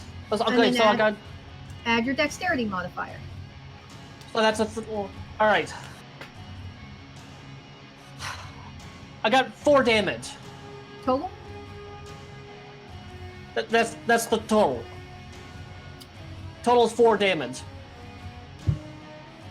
Okay. How do you want to end him? I just want to lop his flipping head off. All right, as the light of the moon and the stars catch on this beautiful sword, this magnificent example of artistry and fine blacksmanship, you swap, swing, and his head just falls off clean, and his body is standing there for a second before it just collapses. Congratulations, you are instantly level 5. Oh my God! I had 3 hit points left. Hey, man, settle down. It's nothing to lose your head over. I feel like there's a. The other guy certainly lost his. I feel like there's a metaphor for like art weaponry in there somewhere. Well, think about it this way: he never has to shoulder that burden anymore. He still has his shoulders. Speaking of swelled heads, everybody in the alley from the tavern, who watched this battle, and people hanging outdoors who were watching from inside just to stay away from the lizardmen, who've all witnessed this great feat, they all clap, cheer, and yell and pretty much are practically screaming your praises into the night because of how magnificently you did by yourself. And Kree actually walks up next to you, his clapping as well, and he goes, "That was beautiful, my young friend. You look a tad unwell. Do you need some help?" I might need a little help. Thank you. Hold on. I kind of collapse to my knees after. He casts Cure Wounds on. He waves his hand and he touches it against your side, and you feel a little warmth. And it's Cure Wounds. What's your hit die? My hit die is 1d8. Okay, I'm gonna roll a 1d8 for you. I was gonna, because I actually do have some d8 right here. No, I got mine. Yeah, he heals Okay. you. Hold on, let me see how it actually works. I don't want to half-ass this shit anymore. Way to go, Okay. Thoryn. Cure Wounds 5e. Thank you, Sebastian. Okay, Cure Wounds 5e. At the first level, yeah, it's 1d8 plus his. So, bum. Boy, That was beautiful. Okay, so reroll 7 plus 4, so 11. You get 11 hit points back. Ooh. All right. Awesome. I'm up to 14 now. I can stand on my own now. Yeah, you get he lets you. He does offer his shoulder to let you get up. You Yeah, have nothing but praises I for go me. ahead and take it because I'm a little exhausted from taking on 3 guys all on my own. He goes, Well played, boyo. I think that's a well-earned rest. I'll pay for tonight's dinner. If you all would like to, would you like to finish the dinner since we only just barely started? Well, it did take a little bit of Well, time to get through this. I did need a good ribbing. I tell him, winking at him. Ah! He laughs a bit and goes, then come on in, I'll pay for the rest of tonight's meal and drinks, and we will all just enjoy and celebrate our heroic friend. Yeah, we'll just cure what ails you. Mm-hmm. And so I think that's actually a good place to end tonight's session. We ran a little longer than I expected, so What do you mean, man? We're going to go drinking. It's the ale that are. Yep, So, there was a pun in there. You guys go and liquor up. Well, that sounds liquor, a I bit barely know suggestive. her. Liquor, I barely know her. Okay, but no, you Oh, guys God. go and for real though, you guys go and drink some more libations, fill up on good food. I'm gonna get the cure for what ails me. That's what I was saying. But Ails, yeah. But and while people and boy does it ail you because people constantly buy you drinks for the whole live-long night. Well, it is that time of year. Roll for inebriation. Roll con for your inebriation. All of All us. right, I'm gonna go and do that. All I'm just right. gonna do it anyway. Hey, I'm drunk off my ass. Yeah, and we'll deal with the aftermath of that next time. Next time we will see how Thoryn deals with his hangover, and we'll see our crew and their 2 new friends. 3 new friends, because Skelly Pop will be joining us a little bit more properly next time as they sail off into a new adventure here on Pocket Dice on Ponies with Pockets Gaming. Everyone, say your goodbyes for today. Farewell. Good night. I Bye. hope you had fun listening to me shouting all of this. And we all will be galumphing back. Well, have a great night. Now, Pine, you want to help me carry Thoryn? Good night. Good night.